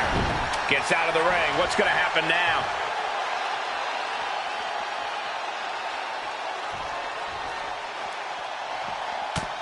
Uneasy lies the head that wears the crown. The Queen's in danger. Ooh. Does she think she's in a pose-off or something? Nasty chop delivered by Charlotte, followed by natural selection. Becky's hope to reclaim her women's championship is looking a whole lot bleaker now. This is Natalya's wheelhouse. The Hart family legacy lives on. Sharpshooter applied. Just looking to do some damage. She can tap out all she wants. It's not going to put an end to the suffering.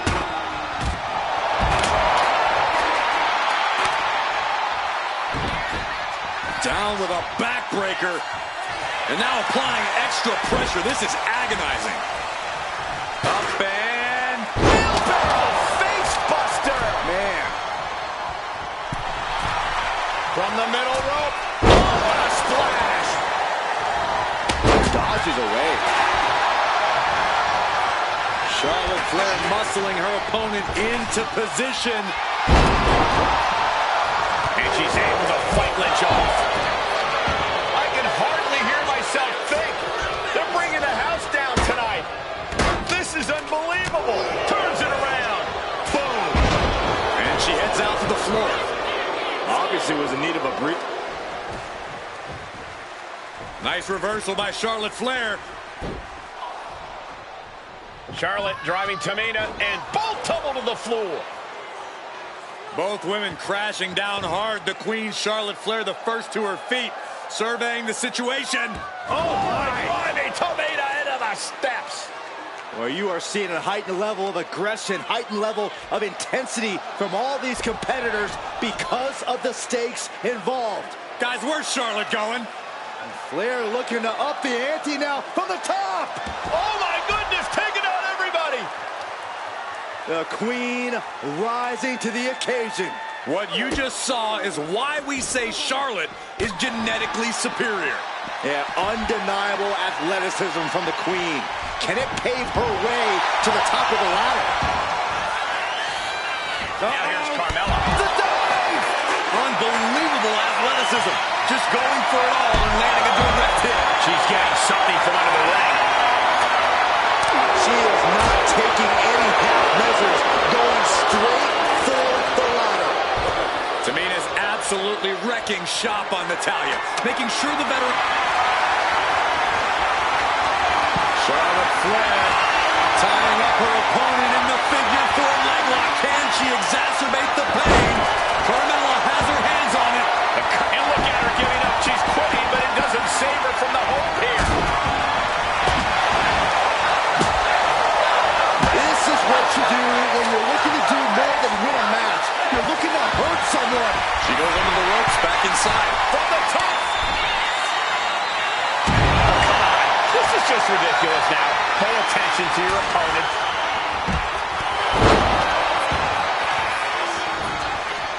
Oh, sent crashing right into the ring post. Ooh. We're getting up close. Look at this intense battle. Everything ringside has potential to do some serious injury. Clothesline to the back. Oh my gosh, what impact. And that's some late match offense from Tamina. Yeah, you get the sense that Tamina is tired. This could be the beginning of the end. The promise is in sight, but is it in reach? Slow and steady won't win the race. And she breaks her own submission hold. We don't see that often. That can either psych out her opponent or come back to bite her. And enters back into the ring. Clothesline! Off with their head.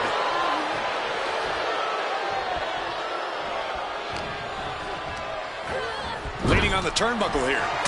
Punch right to the face.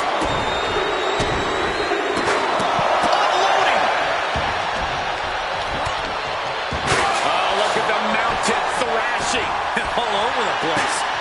Using the elbow as a weapon. Leg's caught. The leg is... Oh, man, right on the jump. That'll ruin your day. Carmella with a super kick. Charlotte doesn't have a chance of coming back from that. Trying to string together as many hits with that weapon as possible.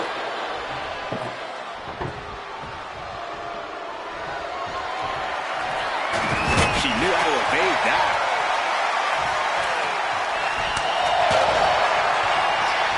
Hooked up. Laying off the announce table. This can't be good. Nothing but bad intentions in mind, I'm sure. Looks like she's going to shake it off, but she needs to make sure to protect her head better. No stick impact.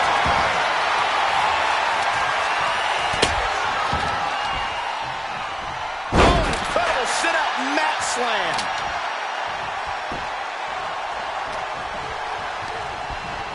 She's tossed right out of the ring. She's taking things to the floor here. She's back in the ring now. And she looks like she's struggling for air here. Yeah, those focused attacks to her core are going to do that. Carmella eludes that. Oh, runs right into the table. It seems like she's looking to take things up a notch or two. Yeah, she's definitely got some from the middle rope. Oh, what a splash.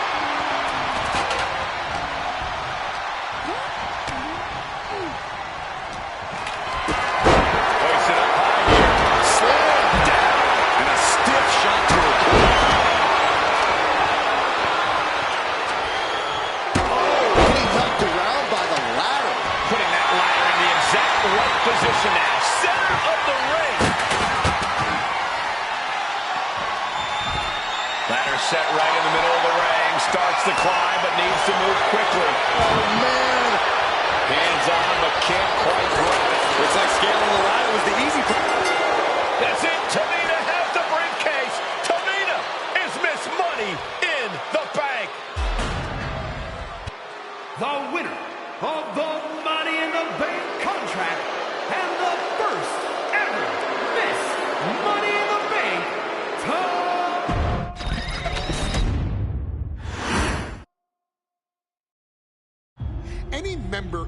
family that enters the professional wrestling business knows about the expectations that are going to be on their back.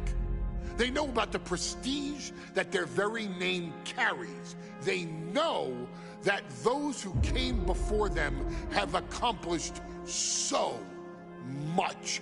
Bearing the weight of those legacies can prove to be way too much for almost anyone. But that was never the case for Jimmy and Jey Uso. Jimmy and Jey Uso looked to be stars from the very start, constantly evolving their look, style, and offense as they progressed in their careers.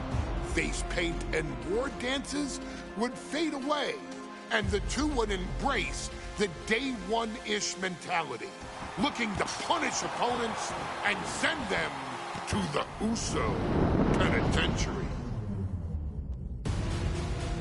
The Usos are 8-time WWE Tag Team Champions. The Usos have main evented WrestleMania after initially fighting for a mere spot on the card. The Usos were the premier team of the 2010s. The Usos are the greatest team of all time. Jimmy and Jey are poetry in motion, each knowing what the other is looking to do next, each using every bit of savvy they gained growing up in professional wrestling to keep their edge. And sure, in recent years, it's been difficult between the two. Jimmy did cost Jey his match at SummerSlam against your tribal chief, Roman Reigns. After months of the anger building between the two, Jimmy and Jey ended up as the first two entrants in the 2024 Royal Rumble match, bringing things to a head. But even that moment wasn't enough to settle the issue, and so they would fight again at WrestleMania 40. Jey Uso truly became main event and found his inner yeet, even adding another tag team championship with Cody Rhodes as his partner. As your wise man eventually would suffer as well, Jimmy found himself betrayed by Solo Sikoa and unceremoniously dumped out of Solo's version of the Bloodline. When Jimmy and Jey are a tag team, they are pure art. They are the reason for the resurgence of tag team wrestling's popularity over the last 15 years. And perhaps, oh, perhaps, their grandest moment came during the 2017 Hell in a Cell, when they would lock horns with perhaps their greatest opposition ever, The New Day. From July to October of that year, the SmackDown Tag Team titles would change hands 4 times between the two teams, both looking for ultimate bragging rights. The Usos' connection as twins always gave them an upper hand with most teams. But the New Day had their own trick, utilizing the Freebird rule to allow any 2 of the 3 members to compete in any match. Jimmy and Jey could never know for sure who the opponents would be, with a different game plan needed for each iteration. With nothing clearly settled after 4 months, the New Day would offer to defend inside Hell in a Cell, and the Usos gladly accepted. We've seen the Usos showcase tag team wrestling at its most beautiful. Now we want you to showcase the brutality that exists within Hell in a Cell. Big E and Xavier Woods are going to use everything at their disposal to take you down. But you've been down since day one. Now it's time to force the New Day to realize there's nothing wrong with them being in second place, and there's nothing that's stopping you inside Hell in a Cell.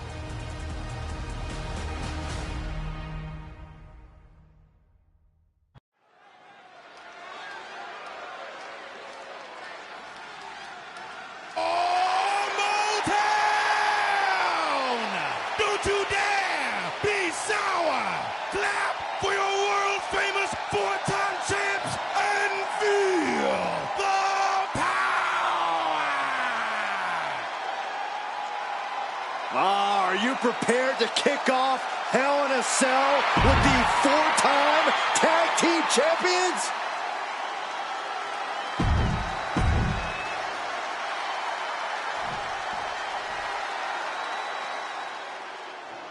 This is the first time that tag titles will ever be defended inside Hell in a Cell. And at a combined weight of 493 pounds, Jimmy and Jay, the Usos.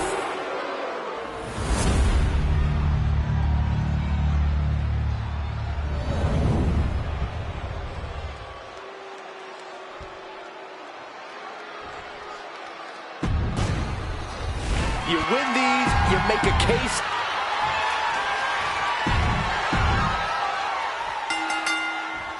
Remember, this match is under Tornado Tag Team rules. A 2-on-2 match with the pinfall submission has to happen inside the ring.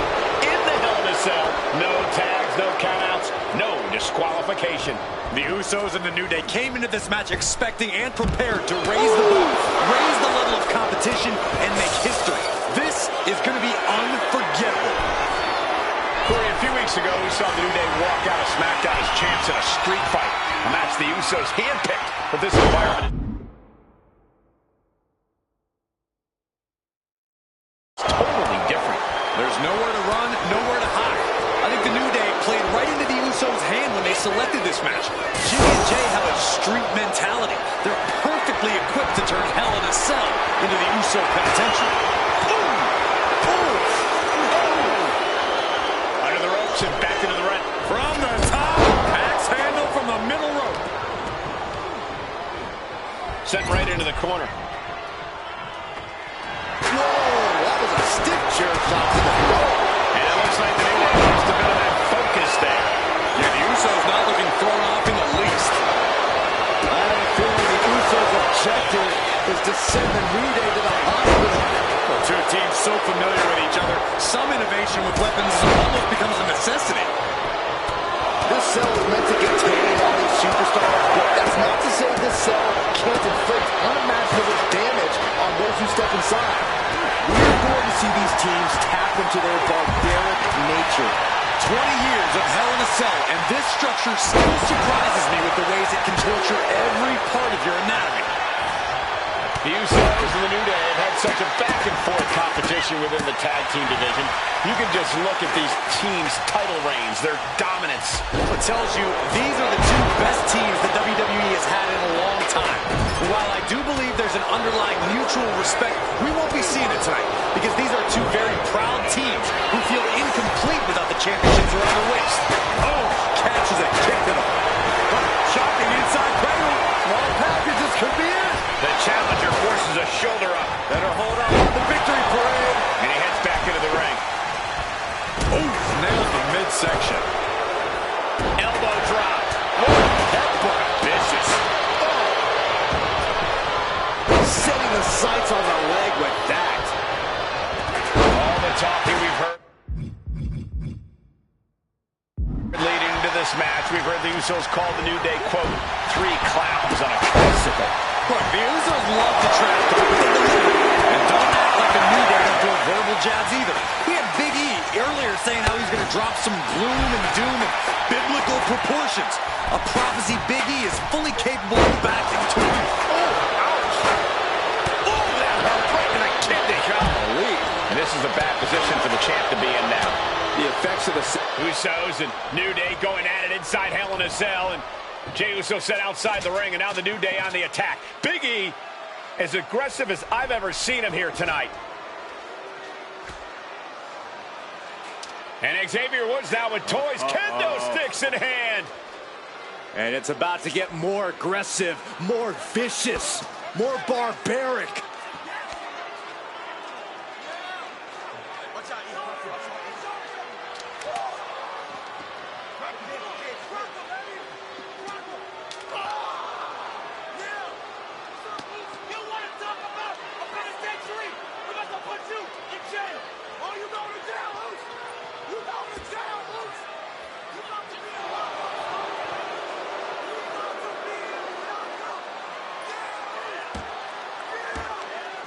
I've never seen this vicious of a side from the New Day. It's what Hell in a Cell does to you.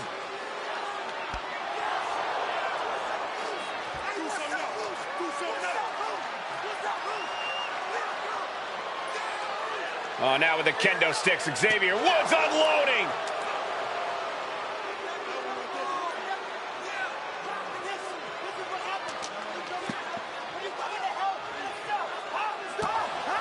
Well, you're saying it, Byron. Hell in a Cell makes you do some awful things. Just attempting to survive, attempting to win. Do whatever you want, punish however you want. Right now, that seems to be the mission statement of the New Day in order to retain the SmackDown Tag Team titles. And that's what it's about, proving you're the best in one of the most insane environments in WWE today.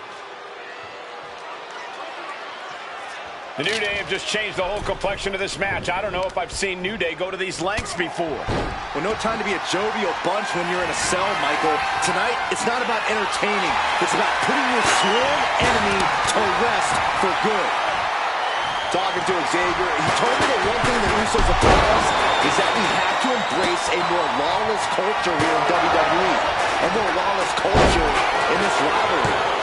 And that could be the reason the New Day chose to have this match in the Hell in a Cell. It's been such a chaotic rivalry.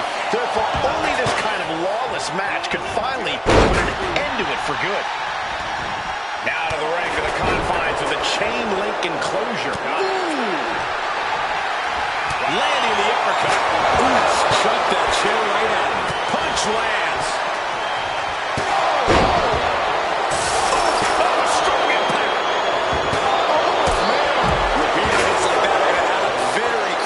Plenty of damage being dealt here.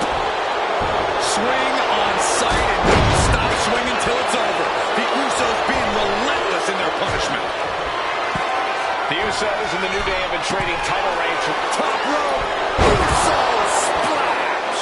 Innovative offense from the Usos could end it all right here. And Jimmy and Big E slugging it out middle of the ring. This has been a vicious, brutal match between two of the great tag teams today. Here comes Jey Uso into the fray alongside of his brother. Bang! Double super kick. And the Usos now looking for that patented Uso splash from the top rope. Uso splash! The cover to win the tag team titles, and Woods handcuffs it all, breaks it up. At the last possible second, Xavier Woods saving this match for his team. Credit to Woods for his never say die attitude, but Xavier Woods is outgunned right now. And look at Woods still fighting back. Yeah, with the handcuffs, using the handcuffs as a weapon. That's smart.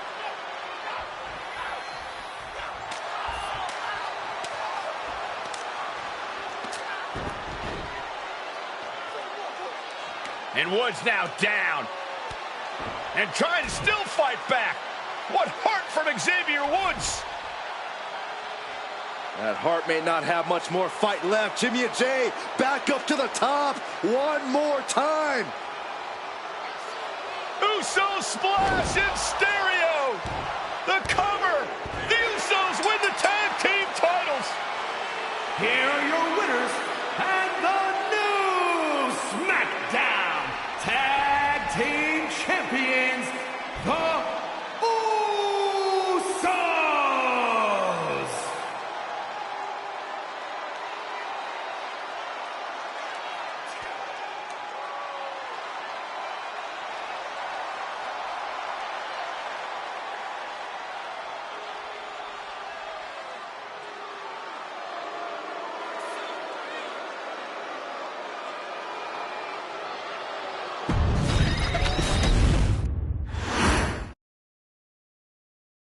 Next on our showcase is someone who wasn't born into this family, but has put in the time and more than earned her spot. She's always happy to leave haters in the rear view, and when she enters the room, you will undoubtedly feel the glow. Of course, I'm talking about Naomi, who many of you may know has reigned as Jimmy Uso's wife and queen for over 10 years. There's the old saying that behind every good man is an even better woman, and this could not ring more true than Naomi, who I will say is an absolute treasure. Jimmy will frequently speak during old bloodline planning sessions about how much her support and love drove him to improve as a superstar, always stressing her importance not only to the WWE Women's Division, but to his career and his life as well. In the ring, there is no denying Naomi's skills. The former women's tag team and two-time SmackDown Women's Champion has the mental tenacity to push through the toughest part of any match and possesses breathtaking physical skills. Naomi uses her dancing background to constantly innovate with her offense, resulting in some of the most beautiful moves you will ever see, unless you're on the receiving end of them. Naomi is an inspiration to so many of our younger members of the WWE Universe, showing a new generation that anything is possible if you just put in the work and never stop believing in yourself. Naomi has battled against the very best in the women's division, taking on foes like Charlotte Flair, Bayley, Shayna Baszler, and Io Sky. My favorite moment of Naomi was when she won the title in her hometown, Orlando, at WrestleMania. To compete against that caliber and maintain the level of success that Naomi has for her entire WWE career is something worth, shall I dare say, acknowledging. Naomi has even teamed with fellow family member Tamina through the years, proving the family you choose can often be the most important. And in true Uso fashion, Naomi shows an unrelenting desire to win, to achieve greatness, and to dominate her opposition. Many mistake her smile as a sign of kindness, but they quickly realize their mistake as Naomi unleashes a flurry of kicks, flies at them with moonsaults from all angles, and then ties them up in knots. Naomi is having fun, but Naomi is never playing.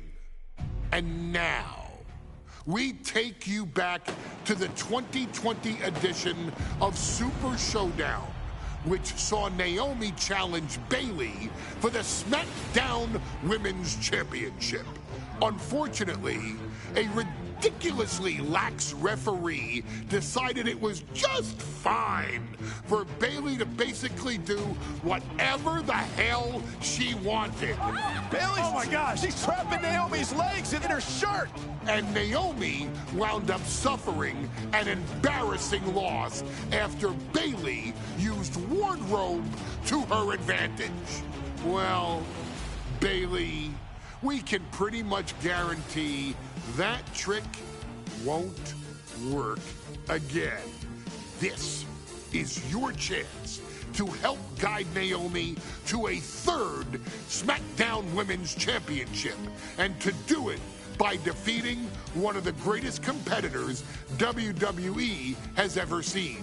Your wise man has nothing but respect and admiration for Bayley's abilities, but those abilities are eclipsed by Naomi's extraordinary trinity: smarts, strength, and aerial attacks that should give all of you everything you need to get the win and the title.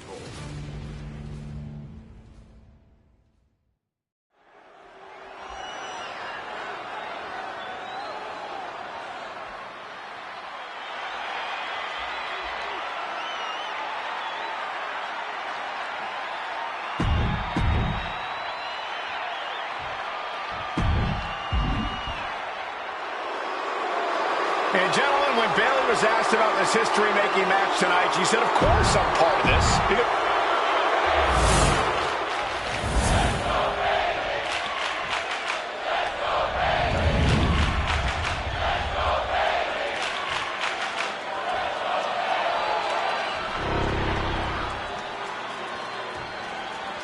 The following contest, scheduled for one fall, is for the SmackDown Women's Championship. Introducing the challenger from Orlando, Florida, For the first time ever, we have a women's champion.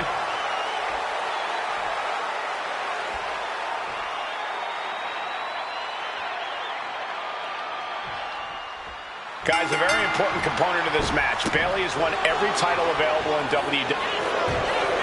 We're going to see it?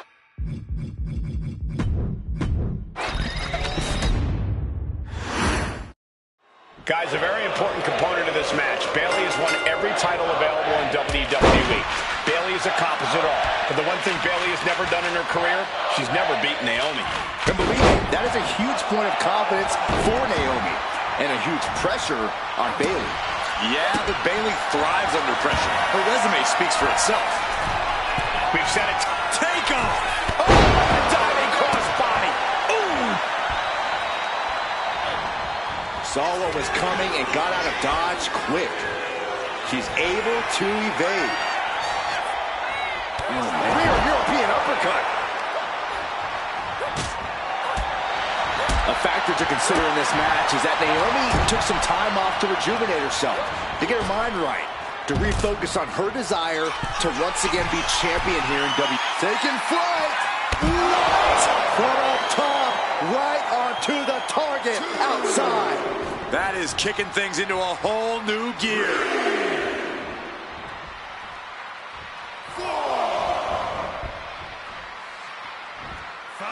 No way. Oh, God, terrible landing on the outside. I think there's going to be some second guessing about trying that move again. Back into the ring she comes.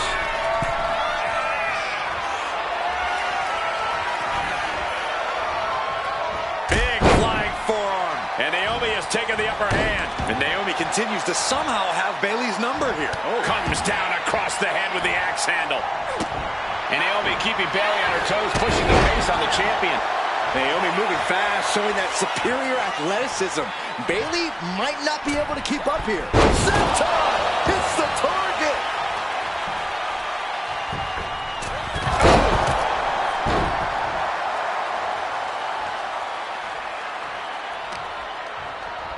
Naomi finds her target with that one. I don't think I've ever seen a champion feel as disrespected as Bayley has, Corey, because Bayley's talked a lot about how people think she's an athlete. Walk the arm drag, rolls through, pinning combination. Oh, and quick resiliency from the challenger. She is showing us something special here tonight. She catches Bayley with a counter.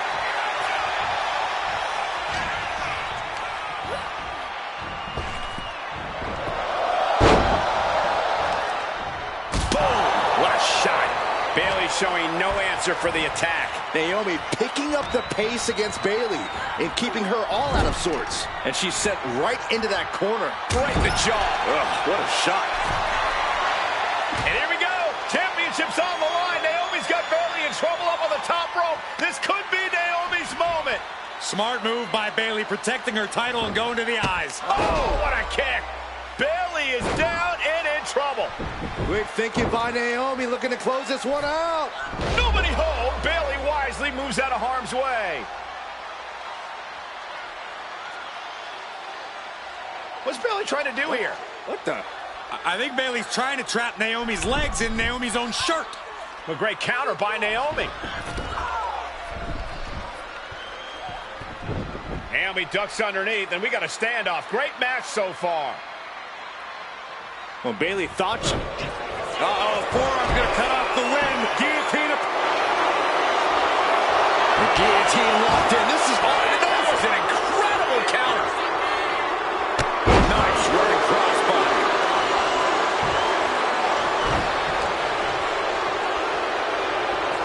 Fighting back with everything she has.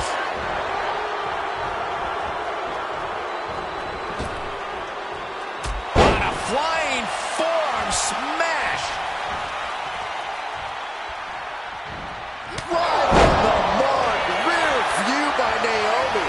The challenger might have what it takes to win this.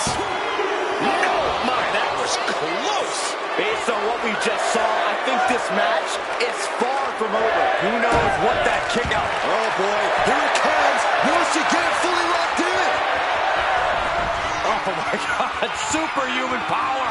Twisting the vertebra. She decides to just let go, but why let go of the submission?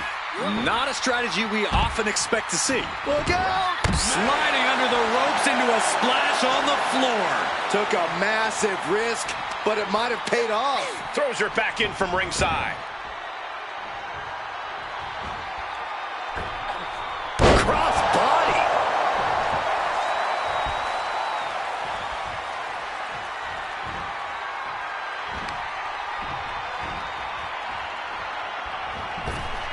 Boom! Rear view. Connecting. Can the champ recover from that?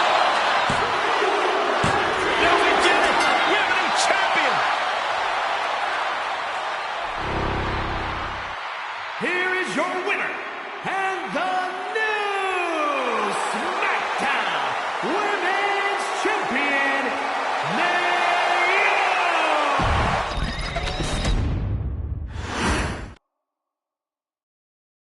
Ladies and gentlemen, if it weren't for the next two superstars in our showcase, none of this would be possible.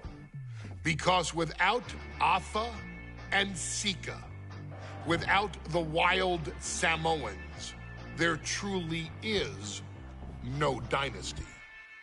While it was their father who made the blood oath with High Chief Peter Maivia, it was Afa and Sika who built the family up, training generations of relatives, all with the single goal of becoming the best professional wrestler on the face of the planet.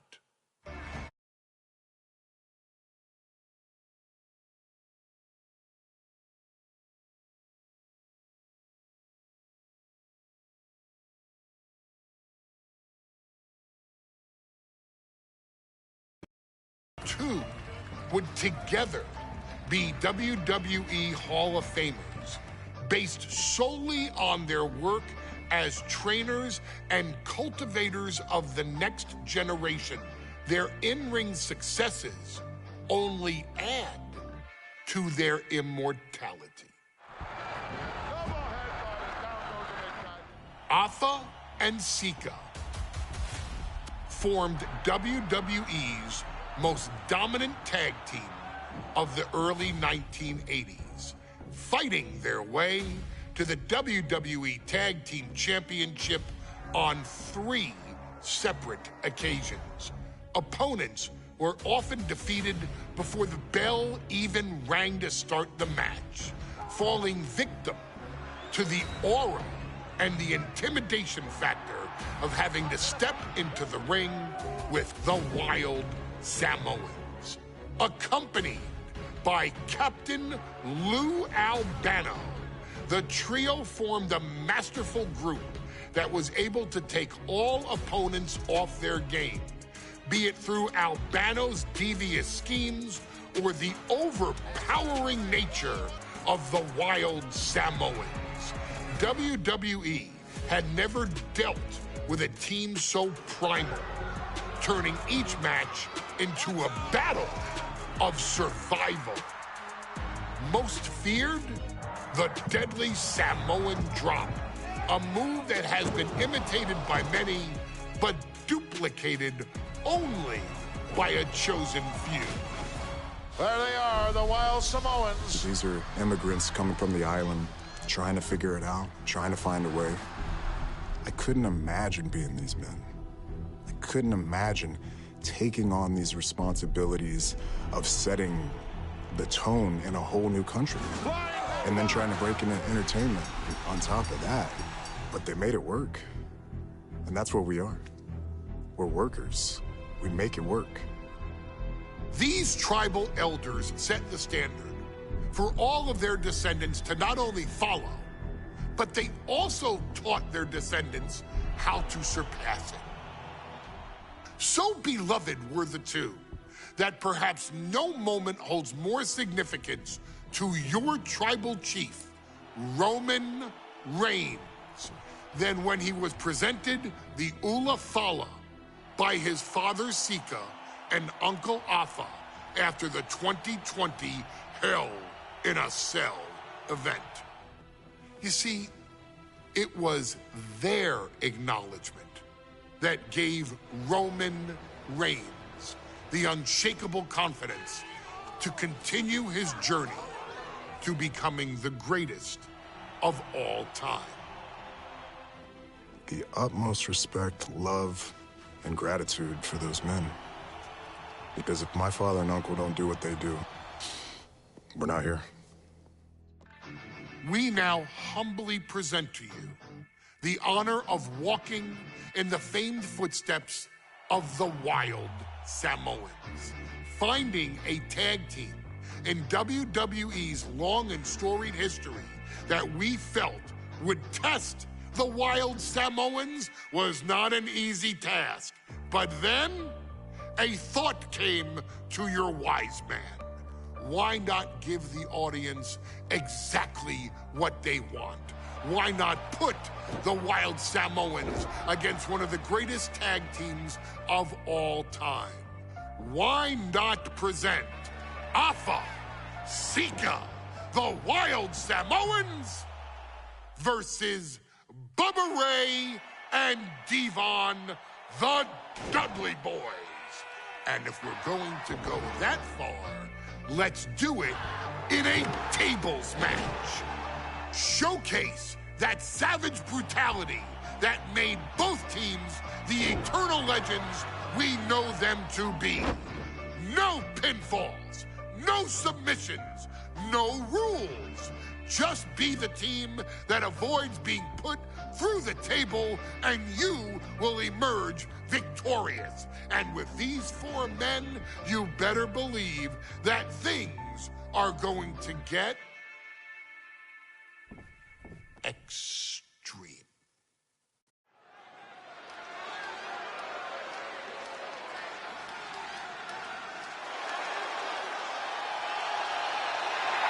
And here they come.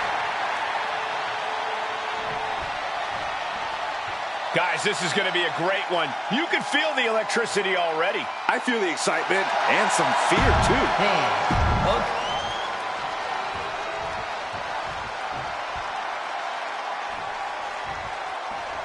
Here's the bell, and it's the Wild Samoans.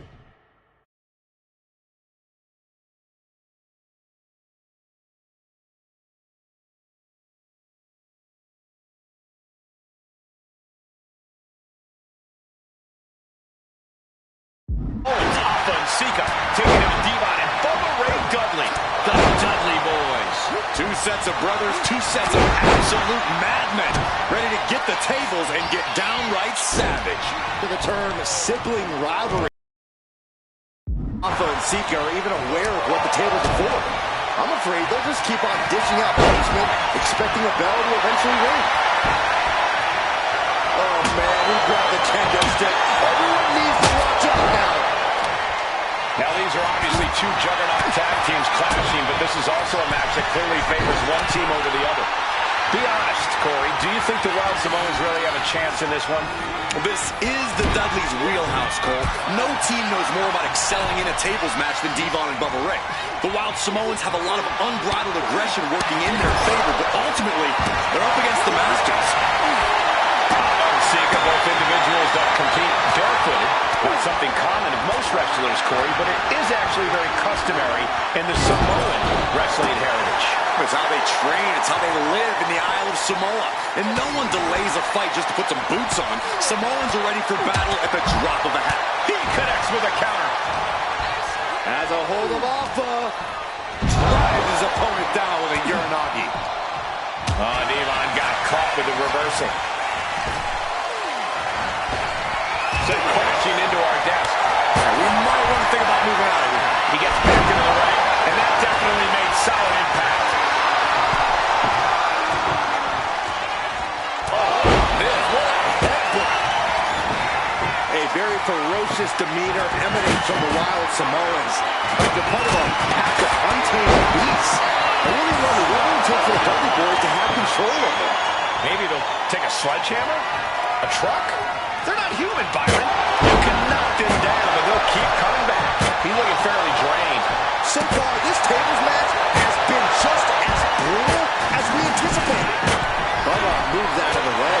He's getting on his feet, vulnerable to what's coming next. From way up. Whoa, look out. Putting it all on the line and coming up big with a breathtaking move. And Devon Dudley turning it around. A wise man once said, get the tables. Corey, the Wild Samoans are about as tough and mean as they come. A very physical. From the heavens. And now this conflict is... And Alpha and Sika just beat the Dudley Boys at their own game. All that size and momentum landing with a sickening thud. And Sika, the Wild Samoans. And it's the Wild Samoans standing tall, having beat the Dudley Boys at their own game. Devon and Bubba pushed Alpha and Sika.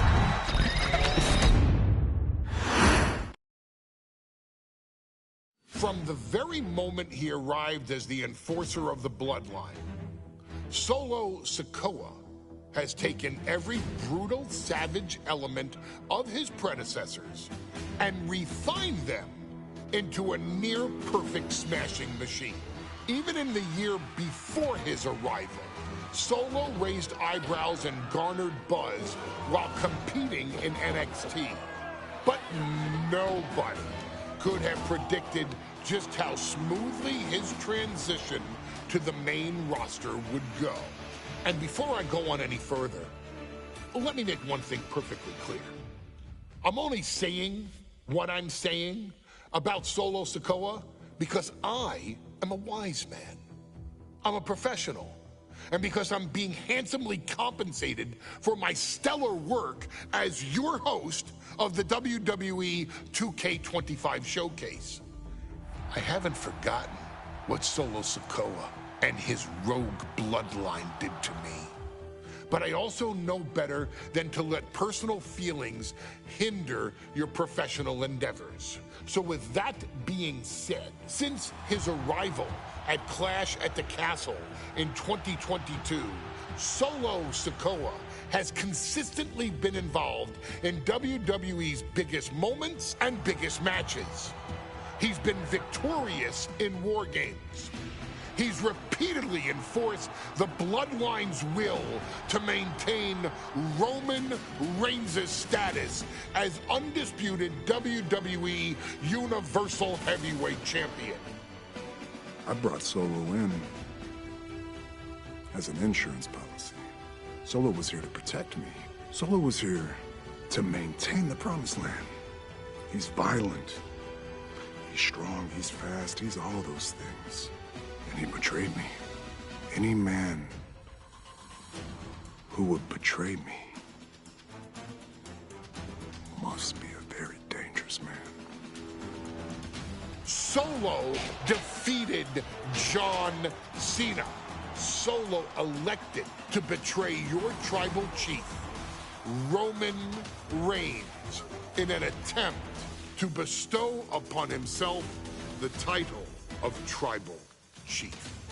When I refused to acknowledge Solo as my tribal chief, you are not my tribal. He, Tama Tonga, Tonga Loa, and Jacob Fatu put me through a table in Madison Square Garden. And that led to opportunities to compete for the undisputed WWE Heavyweight Championship. It's led to more visibility, with Solo's Rogue Bloodline ruling over SmackDown. Every choice Solo made only furthered his standing in WWE. He has the bloodlust of the wild Samoans, the brutality of his cousin Yokozuna, and the single-minded focus of Roman Reigns, all rolled into one. There is no question the future is his for the taking, and that he will be champion many times over, and that he may set records of his own before it's all said and done. Few men have so quickly served notice to all of WWE in the manner that Solo Sikoa has done. Whether you want to acknowledge him or not is irrelevant. One way or another, Solo Sikoa forces you to do just that, or you will suffer severe consequences. One by one, each and every single superstar on the WWE roster is going to find that out. Solo will make sure of it. I, of course, will simply await any and every opportunity for your tribal chief, Roman Reigns, to teach Solo some manners. Until that happens, though, we are taking you back to the one-year anniversary special for NXT 2.0, which saw then North American champion Carmelo Hayes, and indeed, he is him, issue an open challenge. Unfortunately for the future superstar, it was to be answered by Solo Sikoa, and things went as well for Hayes as you can probably guess. Showcase the unrelenting fury that has made Solo Sikoa nearly unstoppable, and defeat Carmelo Hayes to earn Solo his first championship victory.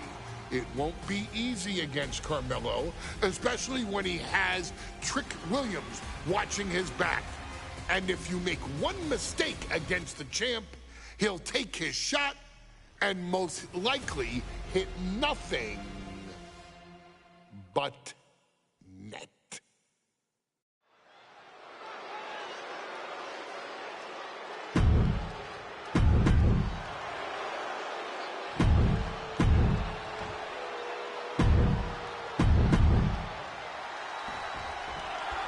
As we